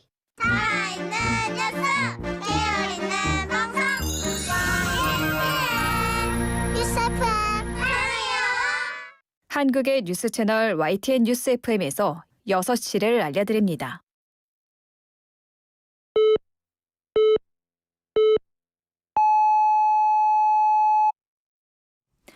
YTN 뉴스 FM 6시 뉴스입니다. 이 시간은 YTN 제공입니다. 일본 국적을 포기하고 태극마크를 단 독립운동가 후손 허미미 선수가 파리올림픽 유도 여자 57kg급에서 값진 은메달을 따냈습니다. 허미미는 프랑스 파리 샹드마르스 아레나에서 열린 유도 여자 57kg급 결승에서 캐나다의 크리스타 데구치에 아쉽게 졌습니다. 팽팽한 힘겨루기를 펼치며 정규 시간 안에 승부를 보지 못했고 골든스코어에 돌입한 뒤 세 번째 지도를 받아 반칙패해 결국 은메달을 목에 걸었습니다. 이번 파리올림픽에서 나온 우리나라 유도의 첫 메달입니다. 우리나라 양궁 남자 대표팀이 여자 대표팀에 이어 파리올림픽 단체전에서 3연패를 이뤄냈습니다. 양궁 남자 대표팀은 프랑스 파리 앵발리드에서 열린 단체전 결승에서 개최국 프랑스를 5대1로 꺾고 금메달을 목에 걸었습니다. 이번에 처음으로 올림픽 무대를 밟은 이우석 선수가 6발 모두 10점을 꽂아 최고의 기량을 뽐냈습니다. 지난 2016년 리우올림픽과 2021년 도쿄올림픽 단체전에서 우승을 차지한 남자 양궁 대표팀은 이번 우승으로 올림픽 단체전 3연패를 달성했습니다. 어제 열린 여자 단체전에서 여자 대표팀이 10연패를 달성하며 한국 양궁은 단체전 남녀 동반 3연패 쾌거를 이뤄냈습니다. 대통령실이 김건희 여사 활동을 공식적으로 보좌할 제2부속실 설치 작업에 착수했습니다. 대통령실 관계자는 용산 대통령실에서 기자들과 만나 제2부속실 설치를 위한 직제 개정에 착수했다고 밝혔습니다. 이 관계자는 앞서 윤 대통령이 연초 KBS 대담에서 제2부속실 설치를 검토한다고 말하기도 했다며 국민 뜻을 수용해 제2부속실을 설치하게 됐다고 배경을 설명했습니다. 제2부속실장에는 장순칠 대통령실 시민사회 2비서관이 낙점된 것으로 알려졌습니다. 이와 함께 대통령실은 대통령 가족과 측근을 감찰하는 특별감찰관도 국회가 추천한다면 언제든지 임명하겠다는 입장입니다. EBS 이사진 추천을 외부로 개방하는 등 내용을 담은 한국교육방송공사법 개정안까지 국회를 통과하며 방송사법이 모두 가결됐습니다. 민주당 등 야당은 방송사법 가운데 마지막 법인 EBS법을 오늘 오전 9시쯤 본회의에서 재석 의원 189명 전원 찬성으로 통과시켰습니다. 이로써 지난 5박 6일 동안 본회의 상정과 필리버스터, 표결 처리를 반복하며 방통위법과 방송법, 방문진법, 그리고 EBS법 등 방송사법이 모두 국회 문턱을 넘게 됐습니다. 우원식 국회의장은 본회의 종료 뒤 민심을 쫓으려면 국회를 통해 국민 목소리에 귀 기울여야 한다며 윤석열 대통령이 거부권 행사를 신중히 해줄 것을 간곡히 요청한다고 당부했습니다.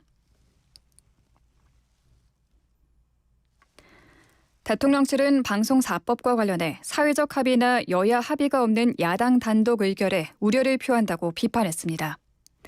대통령실 관계자는 기자들과 만나 야당이 이미 폐기한 법안에 방송통신위원회법 개정안까지 방송사법을 강행 처리했다며 이같이 밝혔습니다.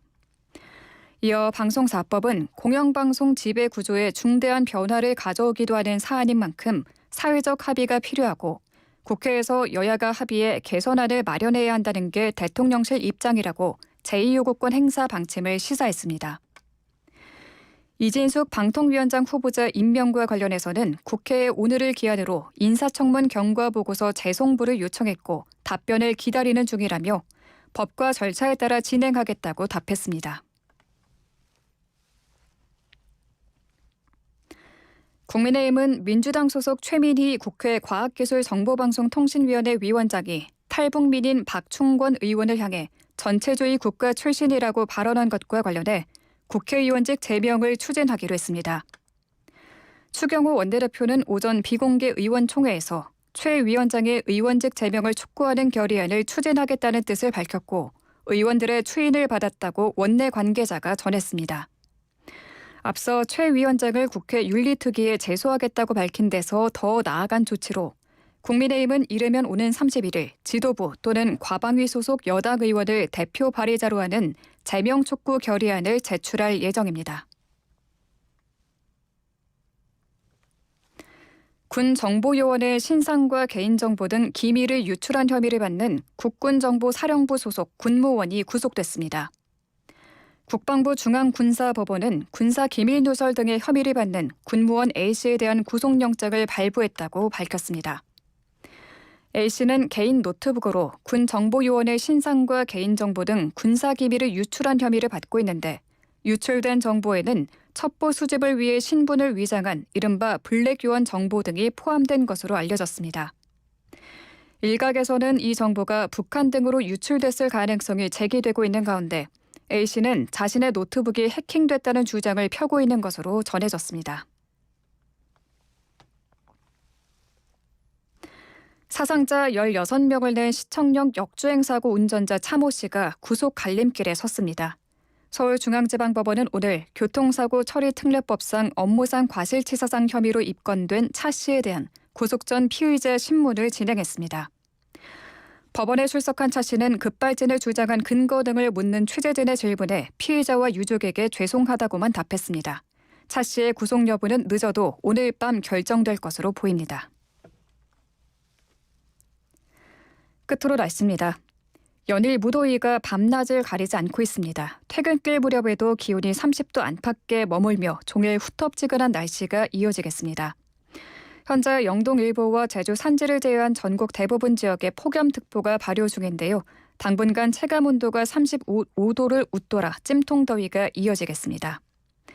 내일도 전국 하늘에 구름만 다소 많이 지나겠습니다. 한낮 기온은 오늘과 비슷하거나 조금 더 높겠습니다. 서울의 한낮 기온 32도, 대전 33도, 광주와 제주 34도, 강릉 35도까지 오르겠습니다. 오늘도 전국 곳곳에서 기온이 25도 아래로 떨어지지 못해 밤더위는 계속되겠습니다. 중북부 지역은 어제에 이어 한때 비가 조금 내리는 곳이 있겠습니다. 경기 북동부와 강원도에 5에서 20mm의 비가 오락가락 이어지겠습니다. 서울 지역 현재 기온 31.2도, 습도는 69%입니다. 아나운서 최희였습니다. 안녕하세요. 상상을 현실로 만드는 건축가 이성범입니다. 넘치는 크리에이티브로 마음을 움직이는 공간을 설계하기 위해 제가 선택한 건 GW CAD입니다. 국내 대표 건설사들이 선택한 대체 불가의 CAD. 대한민국을 디자인하다. GW CAD. 카멜로 장갑 하나로 일상이 안전해진다. 안전한 용접 장갑 카멜로. 편안한 작업 장갑 카멜로. 세련된 안전 장갑 카멜로. 오늘도 손끝 하나 다치지 않고 일 잘 끝냈습니다. 장갑은 카멜로.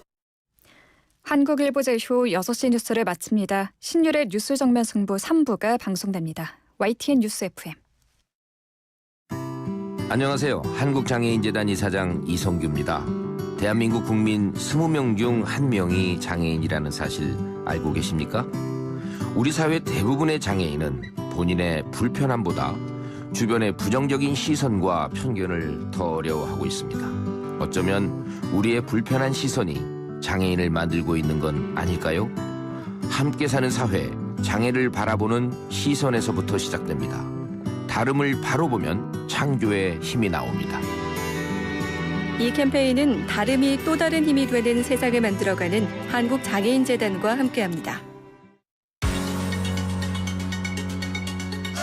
경기도민 일상에 더 나은 변화를 위해 경기도의회는 고민합니다. 경기도민의 시선으로, 경기도민의 마음으로 오늘보다 나은 내일을 만들려는 노력, 바로 경기도의회의 길입니다. 협치로 함께한 2년, 함께할 2년. 제11대 경기도의회가 여러분 곁으로 한 걸음 더 다가갑니다. 경기도민이 행복한 경기도의회 새 여정, 지금 시작합니다. 이 캠페인은 경기도의회가 함께합니다. 제주 삼다수와 함께하는 YTN 캠페인 생명의 근원, 물. 고대 이집트인들은 모든 생명이 물로부터 만들어졌다고 믿었습니다. 그러기에 나일강의 신으로 불리는 하피는 매우 숭배됐죠.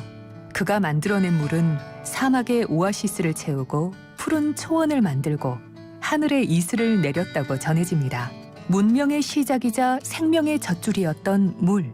고대 이집트인들에게서 오늘날 물에 대한 소중한 가치를 다시 한번 일깨워 봅니다. 이 캠페인은 우리가 믿는 물, 제주 삼다수와 YTN 라디오가 함께합니다. 치우치지 않은 공정함에 깊이 있는 분석을 더했습니다. 신율의 뉴스 정면 승부.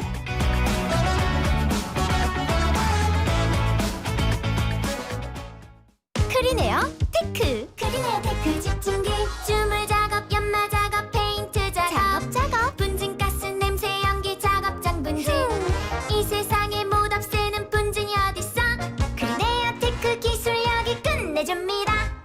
크리네어 테크. 크리네어 테크 집중기. 당신은 아마 아직 모를 거야. 장기렌트 숨은 강자. 아마존 테크. 아마 합리적인 이 가격을 아마존카. 장기렌트의 숨은 강자 홈페이지에서 실시간으로 확인해보세요. 아마존카. 안전화가 이렇게 편해도 돼요? 나도 모르게 집에까지 신고 간다니까요. 우린 발이 건강해야 하니까 안전화 아무거나 못 신어요. 내가 안전해야 가족이 안심하지. 그래서 난 꼭 집에만 신어. 집엔 안전함을 구십하는 확실한 이유가 있다. 생각의 차이가 만드는 가치 집엔 안전화.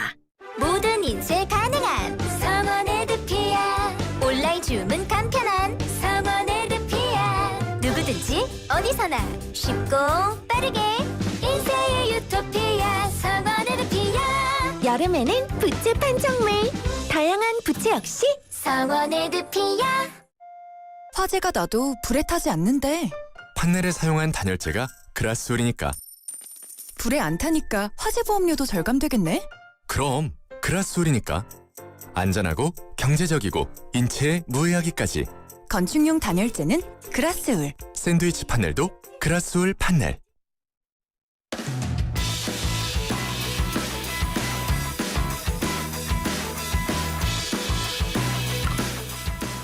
신율의 뉴스 정면 승부 3부 시작합니다. 오늘 3부 정면 인터뷰에서 만나볼 분, 요번에 한동훈 체제에서 대표 비서실장을 맡으신 분이죠. 국민의힘 박정하 의원 직접 스튜디오에 모셨습니다. 어서 오십시오. 안녕하세요. 청취자 여러분. 원주갑 출신의 박정하입니다. 예. 아유, 그 목소리도 갈라지세요. 예. 요즘 좀 경무입니다. 그죠? 힘들죠. 네. 예. 힘들죠. 그 더군다나 이제 그 또 전당대회 과정에서 또 지역 많이 돌아다니고 하셨을 테니까. 근데 뭐 어쨌든 이제 한동훈 대표 체제가 네. 출범을 했는데 뭐 죄송합니다. 오늘 아침에 그 딴 프로에 나와서 그 이 정책위 의장 문제는 많이 말씀을 하셨더라고. 근데 이 좀 어떻게 안정을 좀 찾아갈 수 있을까요? 저는 곧 정상화될 것 같아요. 왜요? 그리고 뭐 일단은 우리 당 전체가 지금 전당대회에서 나온 그 민심에 대해서 잘 받아들이고 변화 개혁해서 국민들로부터 신뢰를 다시 얻어야 된다는데 다 같은 생각을 갖고 있거든요. 그래서 지금 나오는 거는 제가 볼 때는 뭐 일부 잘못된 것도 있고, 잘못됐다고 표현한 건 잘못 전달이 되고 표현되는 부분도 있고, 그래서 뭐 한동훈 대표의 정치력, 그다음에 우리 그 원을 구성하고 있는 의원님들, 그다음에 당원들 뭐 다 일심동체가 돼서 같이 나갈 수 있는 길이 저는 뭐 나오리라고 봅니다. 이번에 전당대회 결과 어떻게 보세요? 당원들의 위기감을 느낀 결과라고 보십니까? 그럼요. 위기감, 그다음에 한동훈 대표에 대한 기대감 다 섞여서, 그리고 지금까지 저희 여권이 보여줬던 거에 대한 그 좀 반성과 실망 뭐 이런 것들이 다 섞여서 정말 이제는 좀 변화하고 민심에 바로 반응하고 해야 되는 당을 만들어야 된다. 그리고 정부가 하는 일을 그런 식으로 같이 해서 같은 목소리로 가야지 대통령도 성공한 대통령을 만들고 정권도 재창출을 할 수 있다라는 게 저는 63%로 나온 거라고 봅니다. 보수 정당 계열에서 전당대회 결과가 이 정도로 나온 거는 역대 처음입니다. 예, 김기현 대표가 됐을 때 50% 중반대였을 거예요. 예, 초중반이었던 것 같고. 그리고 이준석 대표도 마찬가지고요. 그렇죠. 네. 예? 그렇기 때문에 60%를 넘는다는 거는 그거는 엄청난데. 그것도 양자 대결이 아니라 지금 사자 대결 구도죠. 그렇죠. 네. 예. 그걸 잘 받아들여야 된다고 생각합니다. 근데 상대 정당들은 뭐 3자 대결 구도에서도 90%가 넘게 나오고 정상적이지 않다고 봐요. 99.99%로 막 들고. 네. 예. 자, 상대 정당 얘기가 나왔으니까 제가 예. 여쭤보는데 지금 민주당 같은 경우 이게 지금 많은 기자들이 이제 좀 궁금해하는 게 뭐냐면 필리버스터라는 것이 과연 효용성이 있느냐 하는 부분이거든요. 네. 어떻게 보세요? 저는 지금까지 보여줬던 거는 효용성이 없다라고 말씀드리고 싶어요. 저는 3일 전인가 제가 이제 필리버스터 대기자였고 민주당 박선원 의원이 한 10시간 정도 하면서 제가 결국은 발언은 못했습니다만 그때 느꼈던 게 그거예요. 아, 의미 없이 이거는 소위 말하는 우리가 얘기하고 있는 소수 정당에서 무제한으로 시간을 끌면서 의사 진행이 좀 늘어지게 하는 게 아니라 24시간짜리 찬반 토론이 돼버렸구나. 그러니까 성격 자체가 바뀌었고 두 번째는 그때 당시 지금도 마찬가지입니다만 지금 밖에 나가면 위메프 팀원 때문에 피해 문제 그렇죠. 때문에 심각하지요. 그다음에 뭐 집값도 들썩들썩한다고 해요. 맞아요. 그다음에 비도 많이 와서 피해 보는 데도 많아요. 근데 그 면적도 크게 넓지 않은 국회 내에서는 본회의장에서는 필리버스터 한다고 하고 과방위 상임위원장에서는 그 방통위원장 후보자를 갖고 역대 처음으로 3일씩이나 청문회를 예. 하고 있고 법사위에서는 또 무슨 탄핵 청문회 한다고 그러고 저를 포함해서 제가 그런 느낌이 들더라고요. 만약에 제가 필리버스터를 하면서 방송법에 대해서 준비를 많이 했습니다만 그것보다도 우리 스스로 괴물이 되어 가고 있는 것 아니냐. 나를 포함해 여야 모두가 국회의원들이 국민들의 삶과 국민들의 민생과는 괴리돼서 우리 스스로 괴물이 되어 가는 것 같다. 우리 여기서 좀 벗어났으면 좋겠다라는 말씀을 꼭 드리고 싶었어요. 근데 그게 기회가 없었죠. 맞아요. 너무 참 맞는 말씀이시대. 근데 민주당이 지금 굉장히 많이 밀어붙이거든요. 네. 자, 탄핵 청문회 그건 온 국민이 다 할 정도로 밀어붙이고 있고 그다음에 방송사법, 방송 관련 사법 이것도 다 통과시키고 이렇게 되는 거. 그러니까 이게 사실 도돌이표 입법 과정이거든요. 맞아요. 밀어붙이고 대통령 거부권 행사하고 그 대통령 거부권에서 제의 붙이면 또 이제 언론에서 야 이번에 이탈표 나오냐 이런 관심 이제 이런데 처음에는 좀 관심을 갖다가도 이제 이게 지쳤거든요. 이렇게 하는 이유가 뭐라고 보세요? 민주당이 이렇게 하는 거는 첫째 하나는 대통령에 대한 인상을 계속 이미지를 만들기 위한 것 아닌가라는 생각이 듭니다. 그러니까 부정적 이미지. 거부권 대통령을 만들기 위해서 저렇게 하고 있는 것. 두 번째는 국회 절대 권력을 갖게 됐잖아요. 지금 190석 가까운 의석을. 지금 국회 권력을 통해서 정부가 제대로 무언가 할 기회를 아예 안 주고 국회도 안 돌아가고 그러니까 정치도 안 돌아가니까 사회 경제적으로 영향을 미칠 거고 하여튼 국정을 혼선시키기 위해서 혼돈스럽게 만들기 위해서 한 것 아닌가라는 생각이 듭니다. 과거 제가 청와대에서 이명박 대통령을 모시고 일한 적이 있었는데 그때 초기 굉장히 엄청나게 많은 표차로 엄청난 지지율을 가지고 대통령이 됐지만 광우병 사태가 생기면서 국정농단 다 꺼졌거든요. 그래서 하고자 하는 일 제대로 못 바치고 했어요. 결국엔 그 손해는 국민들이 보는 것밖에 안 되거든요. 지금도 제가 볼 때는 이렇게 사회를 어수선하게 해서 본인들이 진짜 얘기한 게 현실화될지 모르겠지만 어수선하게 해서 국정 제대로 못 펼치게 하고 막 대통령을 흔들고 해보려고 하는 것 아닌가. 여기에 지금 이재명 대표는 사법 리스크 때문에 곧 가을이면 1심 결과들이 덜어 나오잖아요. 이런 것들 다 희석시키려 하는 것 아닌가라고 저는 여당 의원 입장에서 생각이 듭니다. 근데 제가 이명박 정권 얘기를 하시니까 제가 좀 궁금해지는 게 이명박 정권은 초반기엔 광우병 때문에 굉장히 힘들었다가 3년 차에는 역대 정권 최고의 지지로 올라갔었어요. 맞아요. 이번에도 가능할 거라고 보세요? 저는 이게 역대 최고까지는 아니어도 저는 대통령이 국정 운영을 하는 스타일에 대해서 충분히 변화를 줄 수 있는 의지가 있는 분이라고 아직은 기대를 하고 있기 때문에 저는 어느 정도 지지율이 회복이 될 수 있다고 보고 그다음에 지금 당이 한동훈 대표 체제로 바뀌었잖아요. 여기 아까 말씀드린 것처럼 변화와 개혁에 대한 국민들의 요구, 당원들의 요구가 있었잖아요. 이것들이 잘 조화된다면 저는 충분히 회복될 수 있다고 생각합니다. 그 변화의 단초가 제2부속실 설치라고 보세요?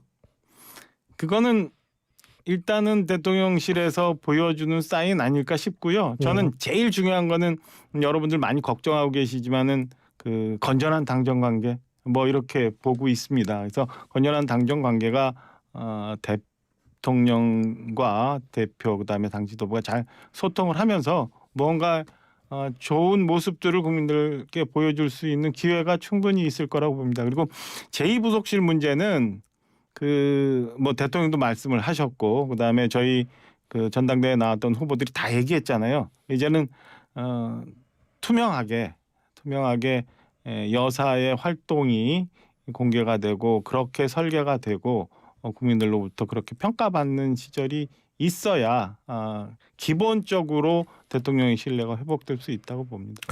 근데 이제 그 지금 당정 관계 말씀하셨는데 지금 밖에서 볼 때에는 네.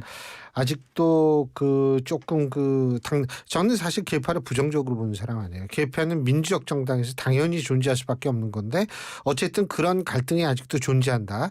그리고 그 존재하는 과정에서 제일 첨예하게 부딪힐 수 있는 게 이른바 최상병 특검법 제3자 추천에 의한 이런 거라고 하는데 그런 것이 어떻게 제3자 그거 한동훈 대표는 계속 그 생각은 갖고 있는 것 같더라고요. 네, 어제 방송에서도 네, 그런 네. 얘기를 다시 재확인을 예. 했고, 근데 그 최상병이라는 굉장히 안타까운 상황에 대해서 여러 가지 국민들이 의혹을 갖고 있는 점들이 덜어 생겨나고 있잖아요. 이게 수사 결과가 어떻게 나올지 최종적으로는 봐야 되겠지만 그래도 민주당이 얘기하는 그 특검의 상황과는 별개로 국민들한테 의구심은 아직 있다고 봅니다. 그러니까 그 의구심을 풀어줘야 되는 게 정치권에서 해야 되는 일 아닌가 싶어요. 그런 면에서 저는 그 한동훈 대표가 얘기하고 있는 최상병 특검이 제3자 특검에 대해서 우리 당이 너무 이렇게 거부감을 가져야 될 이유는 없다고 봐요. 그러니까 우선은 민주당이 얘기하고 있는 최상병 특검법은 첫째 일단 특검의 추천 네 굉장히 모순이 있고 그 내용에 들어가서도 상당히 굉장히 과격한 부분들이 좀 있거든요. 그런 것들을 정리하고 그다음에 아주 객관적인 특검이 와서 객관적인 상황을 수사를 하고 이를 통해서 국민들이 그동안에 있었던 의구심 그리고 최상병을 둘러싼 분들이 위로를 좀 받을 수 있다면 저는 그게 해야 되는 정치권에서 해야 되는 일이라고 보고 벌써 그러다 보니까 민주당에서는 이재명 대표가 그거 못하겠다고 얘기를 하잖아요. 그러니까 저는 특검의 설계를 어떻게 하느냐 그 수사 범위를 어떻게 하느냐에 따라서 저는 우리 당 의원님들도 충분히 한동훈 대표가 본인이 취지를 설명을 한다면 이해하는 부분도 있을 거라고 봅니다. 그게 꼭 특검은 곧 탄핵이다라고 생각지 않아요. 국민들이 바라는 바에 있어야 그 지점에 서서 국민들과 같은 곳을 쳐다봐야 국민들로부터 신뢰가 오지 늘 언제나 국민들이 바라는 바와 다른 편에 반대편에 있어서 방어만 하다가는 저는 이 국면을 헤어나지 못한다고 생각합니다. 그 탄핵 말씀하셨는데 요새는 탄핵이 그냥 일상 용어가 됐어요. 그리고 아까 제가 잠깐 말씀드렸었는데 민주당 쪽에서는 방통위원장 같은 게 인재풀이 고갈될 때까지 탄핵하겠다 이런 얘기가 아주 전 깜짝 놀랐어요. 이거는 완전히 너무 정체가 감소화되는 거 아닌가. 네? 그 지금 방송사법의 문제점은 간단하게 한 줄로 요약해서 말씀을 드리면 우리 신동욱 의원이 잘 설명을 주셨는데 지금 사장 추천을 할 수 있는 분들을 21분도 늘리겠다는 거고 그 늘리는 21명이 굉장히 편향적으로 설계됐다는 거거든요. 근데 조금 있으면은 그 MBC 사장 선임에 관한 권한을 갖고 있는 박문진 이사 선임의 건이 있어요. 그거를 막기 위해서 지금 하고 있는 거예요. 그렇기 때문에 방통위원장 후보가 누가 됐든 그다음에 대통령이 어떻게 지명을 하든 아마 이진숙 후보자도 임명이 된다는 걸 전제로 한다면 하고 나서 바로 무언가 공식적인 일을 하면 바로 탄핵 걸 거라고 봅니다. 그래서 업무가 마비되게 해서 지금 과거 정부에서 이루어졌던 박문진 이사진의 구조가 변하지 않게 그걸 막고자 하는 거라고 보고 있습니다. 근데 그거 그렇게 해도 그게 그렇게 쉽지 않을 거라고 그러던데 아니 제가 알기로는 뭐냐면 그 박문진 이사 지금 8월 20일인가 아마 임기가 만료될 거예요. 그런데 그거를 그렇게 지금 이미 이게 착수가 돼서 돌아가고 있기 때문에 그렇게 탄핵을 계속 저걸 한다 그래도 쉽게 그걸 막기는 힘들 거라는 분석도 있더라고요. 그게 이제 저거잖아요. 지금 교수님 말씀 주신 것처럼 탄핵을 하더라도 그 전에 이게 계속 도돌이표가 그 전에 했던 것처럼 탄핵을 하기 전에 사의를 하고 다시 또 후보자 가고 그러면 그 나머지 행정 절차는 계속 돌아가는 거니까 예. 막기가 어려운 거죠. 그래서 근데 전 너무 놀랐어요. 인재풀이 고갈될 때까지 이게 근데 너무 요새 정치가 감성화됐어요. 이성적 프로세스여야 하는데 좀 합리적으로 돌아왔으면 좋겠습니다. 그러니까 여야 간에 있을 수 있는 정쟁을 갖고 있을 수 있는 방식으로 싸우는 것과 지금 국회가 보여주고 있는 모습은 저는 전혀 정상적이지 않다고 봐요. 아까 그래서 스스로 저를 포함해서 모두가 괴물된 것 같은 기분입니다. 이게 지금 이게 한동훈 대표가 예를 들면 조금 그 합리성을 보여줄 수 있는 부분은 어디에 있다라고 보세요?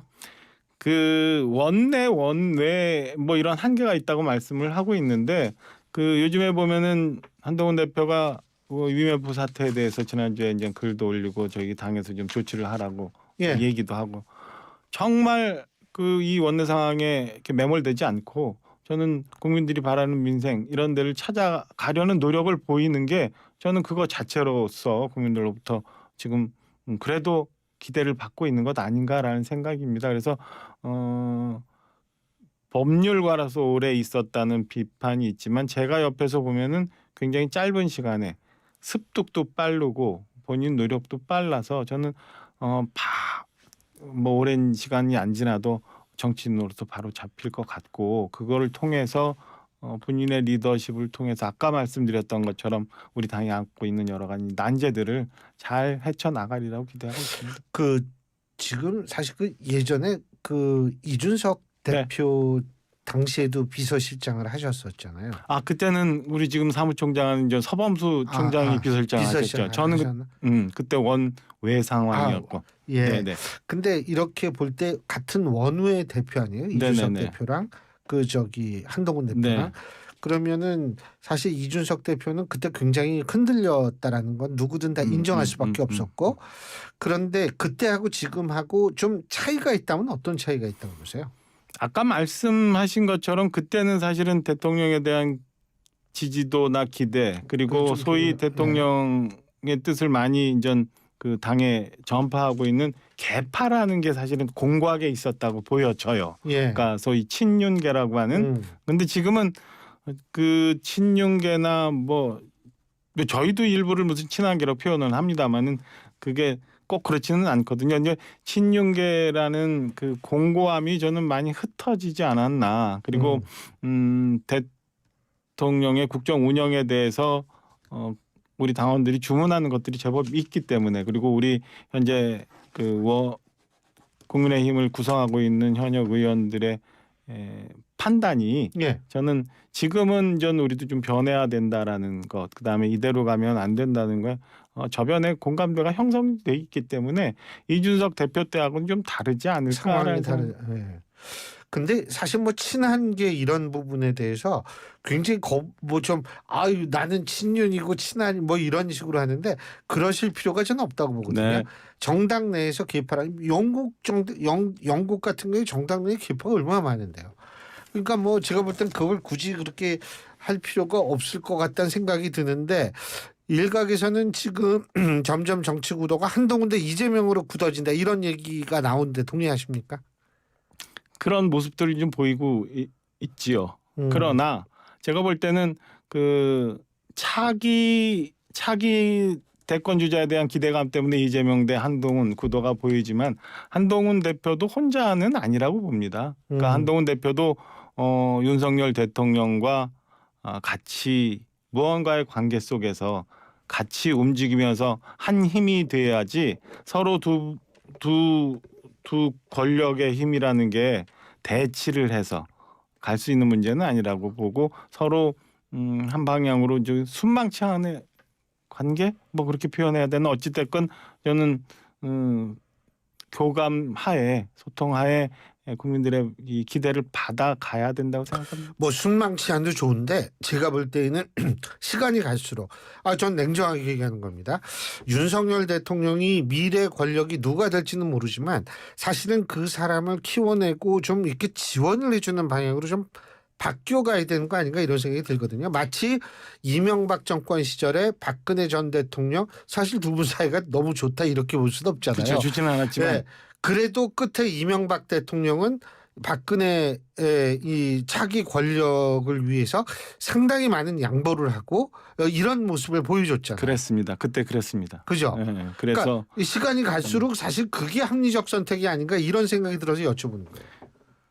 맞습니다. 그때 당시 그런 이명박 대통령 그랬고 저도 그 안에 있으면서 이게 뭐 지났으니까 얘기하지만은 공직 신분임에도 마음속에서는 박근혜 대통령이 당선되기를 굉장히 많이 바랬던 사람이기 때문에 저는 지금도 이제 그 3년 남은 임기 때문에 여러분들이 안 들면 일부의 사람들이 자꾸 아닌 듯한 결의 얘기들을 만들어낼 수 있는데요. 저는 뭐 대통령께서도 충분히 지금의 상황을 인지를 충분히 이해하시고 저는 뭐 한동훈 대표 체제가 순행할 수 있도록 마음을 가지실 거라고 보고 있어요. 한 가지 더. 특별 감찰관 말이에요. 네네. 지금 뭐 국회가 추천하면 받아들이겠다라고 얘기를 하는데 문제는 뭐냐면 국회에서 추천하려면 민주당도 좀 적극적으로 나와야 되는 거 아니에요? 그렇죠. 민주당 적극적으로 추천을 해야 되는 거죠. 근데 그럴 거라고 보세요? 그런 모습 저는 뭐 민주당이 그렇게 정상적으로 뭔가 국정이 운영되거나 예. 아니면 국민들한테 저희 당과 용산 대통령실이 다가가는 모습을 방해할 거라고 봅니다. 그래서 저는 민주당이 이렇게 적극적인 모습을 그러니까 말로는 얘기는 합니다만 적극적인 모습을 보이지 않는 게 그런데 원인이 있지 않나라고 생각이 듭니다. 알겠습니다. 여러 가지로 진짜 앞으로 굉장히 힘들고 피곤하실 텐데 또 그게 또 정치의 묘미니까요. 네네.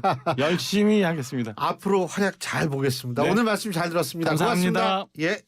예, 지금까지 국민의힘 박정하 의원이었습니다. 지역의 전문가들과 원하는 배움을 이루는 이곳 경기 공유학교입니다. 나무늘보 같던 진솔이는 인공암벽을 등반하고 있습니다. 화내기 대장 동준이는 차분히 한국화를 그리고 있네요.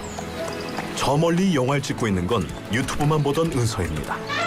현진이는 영어에 약하지만 영어로 코딩을 짜고 있네요.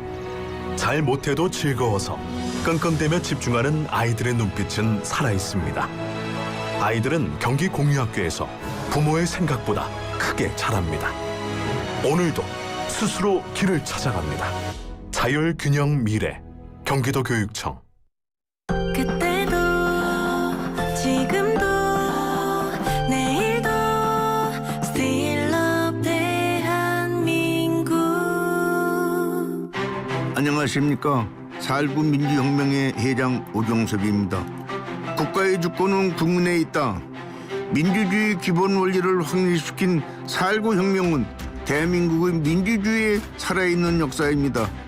헌법 전문에 명시된 4.19 민주혁명과 자유, 민주, 정의, 이 4.19 혁명의 3대 정신을 우리는 그리고 미래 세대는 기억하고 계승해야 합니다.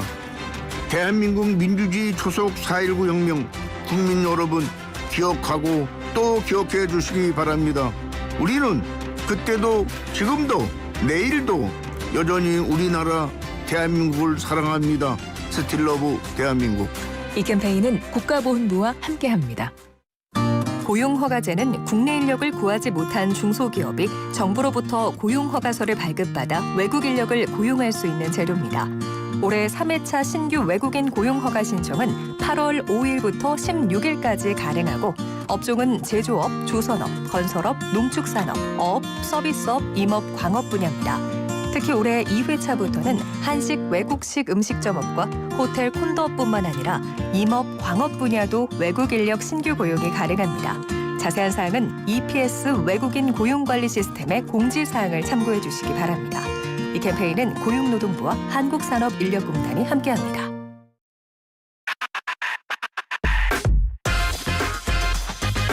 YTN 라디오 신율의 뉴스 정면 승부.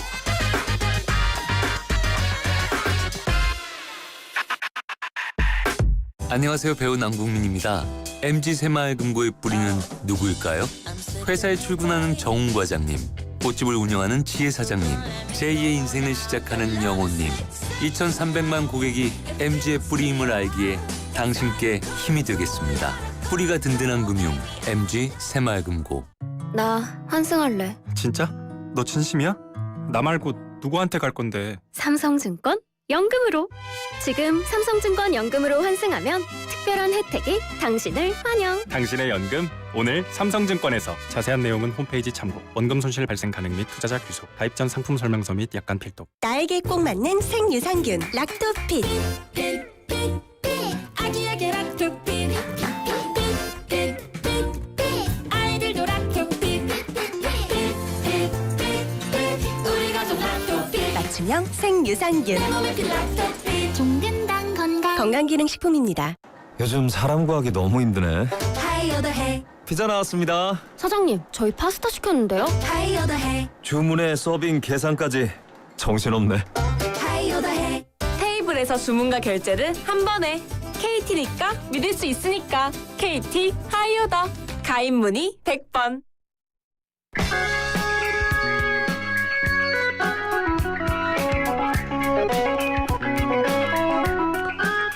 예, 풍문으로 들었어 라는 음악과 함께 신율의 뉴스 정면 승부 화요일 4부 정면 맞수다 시작할 텐데요.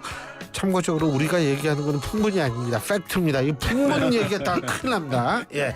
자, 오늘도 두 분 나와 계십니다. 한 분씩 소개해드리겠습니다. 먼저 국민의힘 영등포 을 당협위원장이시죠. 박용찬 위원장 나와 계십니다. 어서 오십시오. 네, 오래간만에 뵙습니다. 예. 더불어민주당 법률위의 조기현 부위원장 나와 계십니다. 어서 오십시오. 네, 안녕하세요. 조기현입니다. 예, 여기서 진짜 풍문 얘기했다가 진짜 큰일 나죠. 요새 어떤 세상인데 풍문을 얘기했다가 야, 근데 오늘 방송사법 모두 통과가 됐죠. 특히 우리 박용찬 위원장께서는 MBC의 뉴스데스크 앵커 비롯해서 100분 토론 MC 뭐 상당 오랜 기간 하셨는데 방송사법 어떻게 보셨습니까? 먼저 말씀해 주시죠.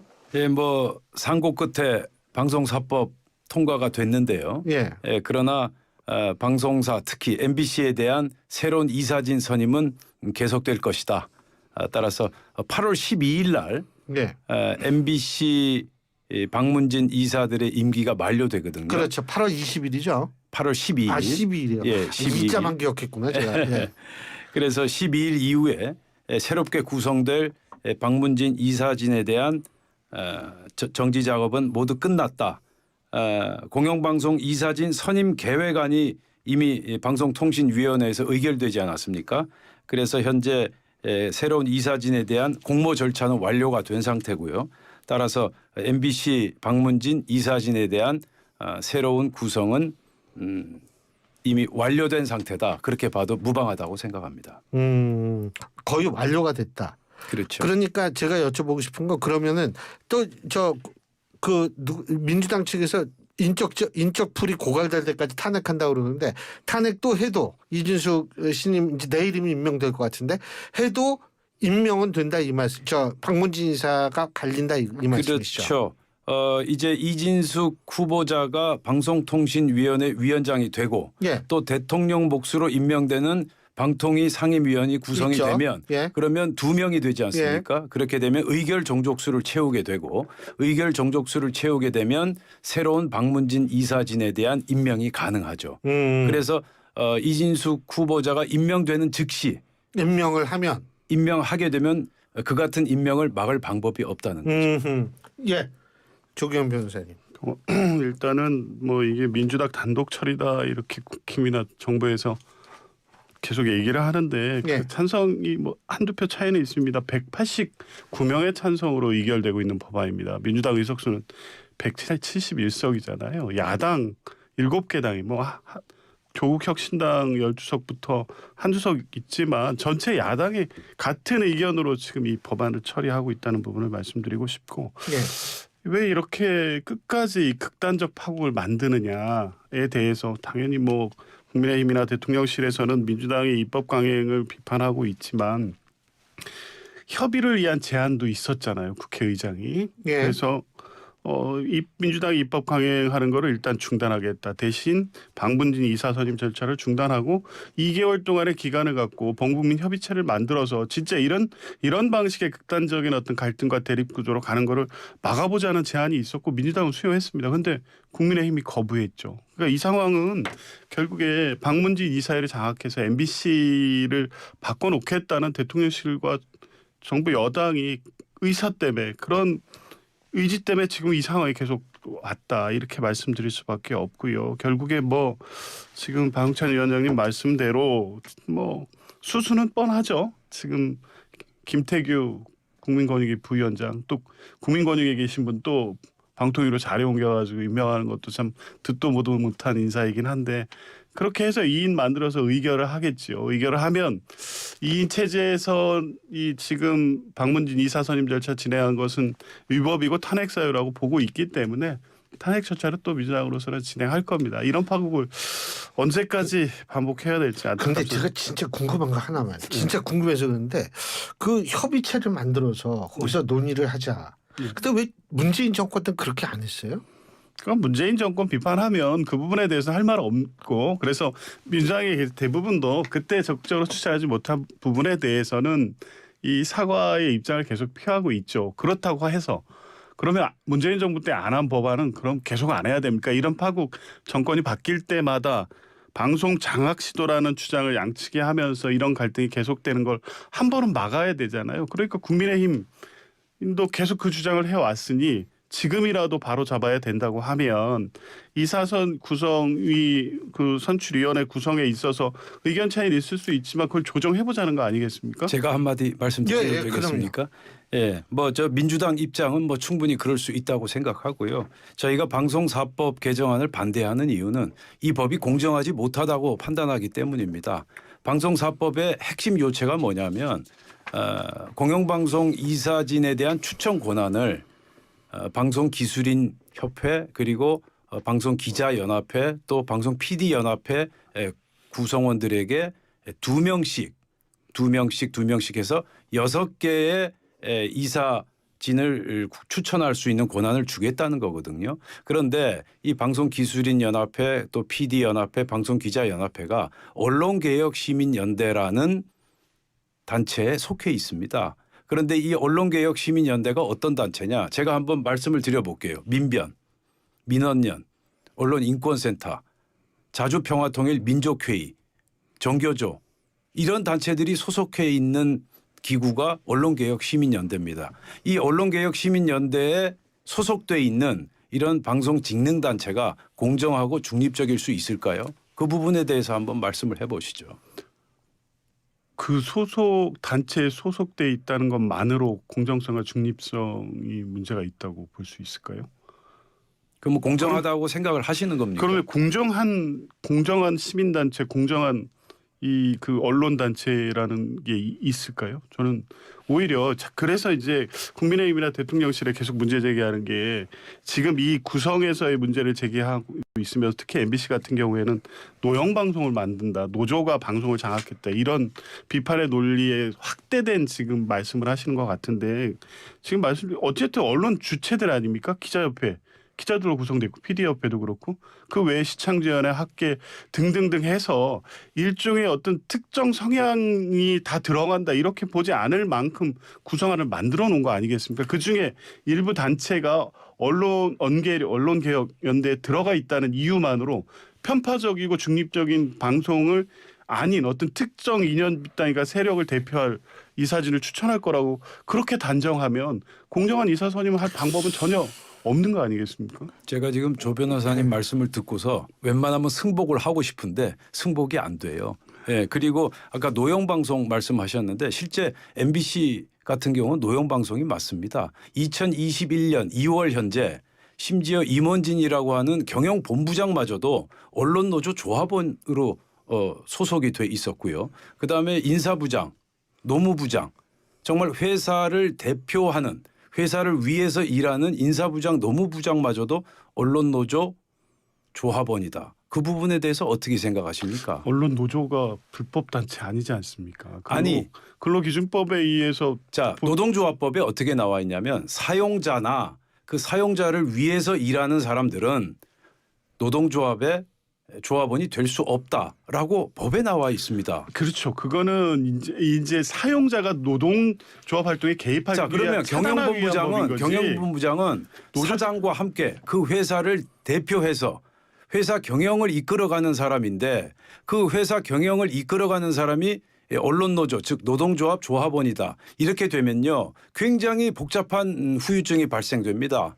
즉 경영진이 노조 조합원까지 되게 되면 그 노동조합의 순수성도 의심받게 되고요. 그리고 회사로서도 경영을 하는데 막대한 지장을 초래한다. 그래서 노동조합 및 노동관계조정법에 그 규정을 두고 있는 겁니다. 그러니까 한 가지만 그 말씀을 드리면 MBC 사장 역대 사장 최근에 그 노조 출신들이 최문순 위원장도 그렇고 과거 노조 활동을 했던 분들이죠. 그분들이 이제 당연히 사장에 공모하거나 이 경영본부장 등 임원 자리에 가면 노조 활동 못하게 돼 있죠. 이걸 차단하는 거잖아요. 그러니까 이 노조 활동 이 언론관계법에 이 일정 직급 이상의 노조 활동을 제한하는 법리인 거지 노조 출신이 임원이나 사장이 될 수 없다는 제 법리는 말씀은 아니지. 노조 출신이 임원이 될 수 없다라는 게 아니고요. 네.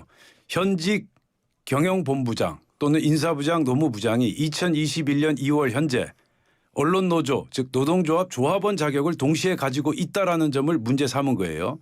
그 당시에 보직간부 148명 가운데 무려 132명이 언론노조 조합원입니다. 이게 정상적인 조직입니까? 다시 말하면 언론노조가 사실상 MBC를 경영하고 있다라고 해도 과언이 아닐 정도의 상황이라는 겁니다. 그 부분에 대해서는 아마 인정을 하실 수밖에 없을 것 같은데. 그 MBC 사정이야 뭐 위원장님이 더 잘 아시겠지만 그게 MBC 예. 구성원들의 선택이고 결정이었다는 거 아닙니까? 아니 법은 지켜야 되지 않겠습니까? 아니, 그게 왜 그리고 상식은 지켜야죠. 아니 언론노조 조합원들이 하고 싶다고 해서 구성원들이 하고 싶다고 해서 법과 규정을 어겨도 되는 겁니까? 저는 아니라고 봅니다. 알겠습니다. 자, 할 얘기가 요거는 여기까지 하고요. 뭐 어차피 이제 또 대통령이 거부권 행사하고 이렇게 될 테니까요. 제가 아까 2부에서 박지원 의원과 인터뷰를 했는데 박지원 의원께서는 그런 말씀을 하셨어요. 지금 무슨 얘기 하려고 했냐면 한동훈 대표가 이 간첩법에 있어서의 이 왜곡, 적국의 개념을 외국까지 확대해야 된다 이런 얘기를 했는데 민주당이 반대한다 이런 얘기를 해가지고 제가 박지원 의원께 여쭤봤더니 박지원 의원님께서는 국가보안법하고 형법으로는 충분하다. 자, 우리 법률가이신 조기현 변호사님 어떻게 보십니까? 간첩법? 제가 박지원 의원님의 의견을 직접 듣지는 못했는데요. 그냥 대충 이거였어요. 예. 그 간첩법 개정안 21대 국회에서 대표 발의안이 4개가 있었는데 그중에 3개를 민주당 의원들이 했었습니다. 그리고 그게 이제 법안 소위에서 회부대에 있다가 임기 만료로 폐기가 됐는데 그때 왜 처리가 안 됐었냐면 법제처에서 반대를 했습니다. 왜냐하면 군사기밀보호법상 처벌 조항이 있는데 굳이 이 처벌 범위를 너무 확대하는 게 아니라 적극 반대 의사를 표해왔고 물론 그때 한동훈 이 법무부 장관의 법무부 2023년이니까요. 현 정부 시절입니다. 법무부에 적극 찬성을 했는데 이제 이 논의를 하다가 중단되고 임기 만료로 폐기가 됐고 22대 국회에서 박선원 의원 등 민주당 의원이 또 제안을 해놓은 상태입니다. 그리고 홍익표 의원 이번에 국회는 못 들어오셨지만 홍익표 의원 초선 때부터 지금 계속 이 간첩법 개정안 지금 한동훈 대표가 하는 내용 그대로의 개정안을 계속 주장하고 있었습니다. 그러니까 그 부분은 뭐 민주당이 그러면 찬성할 수 있겠네요. 그렇죠. 네, 논의 거쳐서 한동훈 대표가 왜 그랬는지. 그때 그 소위 논의 과정에서 이제 일부 우려를 표하는 민주당 의원들이 한두 분 계시죠. 그거는 국민의힘도 마찬가지였습니다. 법리적으로 체계상 문제가 있는 게 아니냐. 이러면 처벌 범위 다른 법으로 처벌할 수 있는데 굳이 해야 되냐는 문제 제기를 하는 의원들이 발언이 몇몇 소개된 그 보도가 있었는데 이것만 가지고 마치 민주당이 반대해서 법안 처리가 안 된 거고 그것을 한동훈 대표 본인은 하겠다. 그럼 민주당이 이 법을 반대한다. 이런 단순 논리화 시켰는데 사실관계는 그렇지 않습니다. 예. 간첩법. 한동훈 대표의 제안은 아주 시의적절하다. 최근 또 큰 사건이 있지 않았습니까? 아니 요원 명단들 다 그렇죠. 블랙 요원. 정말 그 휴민트라고 할 수 있는 아주 소중한 휴민트 인력 자원들이 지금 굉장한 위험에 처해 있는 국가적으로 안보적으로 굉장히 위중한 상황에 처해 있는데요. 지금 우리 그 정보 요원 휴민트 정보 자료가 중국 동포한테 넘어갔다는 거 아닙니까? 그런데 북한 쪽에 넘어갔다는 확실한 지금 증거가 없기 때문에 간첩죄를 적용하지 못한다. 이건 문제가 있는 거죠. 그래서 지금 한동훈 대표가 말씀하신 적국의 개념을 이제 외국으로까지 확대해야 된다. 즉 법을 개정해야 된다라는 제안은 상당히 시의적절하다. 저는 그렇게 보고 있고요. 이번 사건 저는 간단치 않게 보고 있습니다. 당연하죠. 정말 중요한 문제다. 휴민트라고 하는 거는 우리가 국가 안보를 지키기 위해서 정말 수십 년 아주 소중하게 축적된 그런 인적 자원인데 그 휴민트 자원이 지금 거의 괴멸 수준에 봉착하지 않았습니까? 최소 5년 걸린대요. 최소. 아, 그렇습니까? 예, 정말 쉽지 않은 그런 휴민트 자원 축적이 지금 무너지게 생겼다. 그런 차원에서 간첩법을 개정해야 된다라는 주장은 상당히 시의적절하다 그렇게 생각합니다. 간단히 한 가지 간단하게. 저도 뭐 동의하고 민주당 의원이 대표 발의를 해놓은 상태니까요. 그런데 이 문제를 접근하는 방식에 있어서 한동훈 대표께 좀 한마디 꼭 드리고 싶은 거는 이 법안 처리 문제는 그렇게 가면 됩니다. 민주당이 제출한 법안이 있으니까. 그런데 지금 문제는 정보사령부에서 이 유출이 발생했고 한 달 동안 이 수사가 제대로 이루어지지 않았고 그리고 이게 이 화이트 해커를 통해서 발견됐고 이 과정에 대한 확인이 우선이지 간첩법은 그대로 처리를 하면 되는데 이 본질의 문제는 자꾸 회피하시는 것 같아서요. 두 분 말씀 여기까지 듣겠습니다. 시간이 다 돼가지고 다음 주에 또 말씀하시면 돼요. 두 분 오늘 말씀 잘 들었습니다. 고맙습니다. 네, 감사합니다. 지금까지 국민의힘 박용찬 영등포 당협위원장, 더불어민주당 조기현 법률위 부위원장 두 분과 함께했습니다.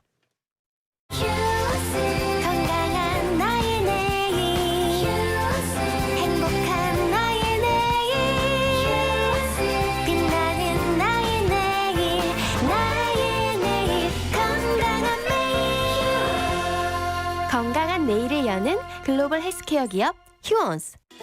대한민국 대표 트렌치 코리아 트렌치. 식품, 주방, 욕실, 조경, 토목, 건축 트렌치. 전 세계 유명 트렌치를 한눈에 설계에서 시공까지 기술력으로 인정받는 대한민국 트렌치 코리아 트렌치. 코리아 트렌치. 코리아 트렌치. 여기는 성공을 인쇄하는 비즈하우스입니다. 광고 예산도 디자이너도 없으시다고요? 지금 비즈하우스를 만나보세요. 명함, 현수막, 판촉물도 오케이. 매출 올라가나요? 비즈하우스로 성공입니다. 역시 비즈하우스가 홍보에 있으네요. 내 일의 힘. 비즈하우스. 현빈입니다. 소파 고를 땐 살펴봐야 할 게 정말 많죠. 번거롭다고요? 그럼 이거 하나만 따져보세요. 사람들이 많이 찾는 소파인지 아닌지. 소파 브랜드 인지도 1위. 변함없는 1등 소파. 결국 자코모. 21, 22, 23년 엠브레인 소파 브랜드 인지도 조사 기간 한정. 오늘을 기록하는 소리. 내일을 준비하는 소리. 그리고 인생을 돌아보는 소리. 모두의 성장을 고민하는 브랜드 오럼. 오래도록 가치 있는 평생 소장품을 만듭니다. 당신의 이야기가 완성되는 곳. 합성 목재 예스팀바.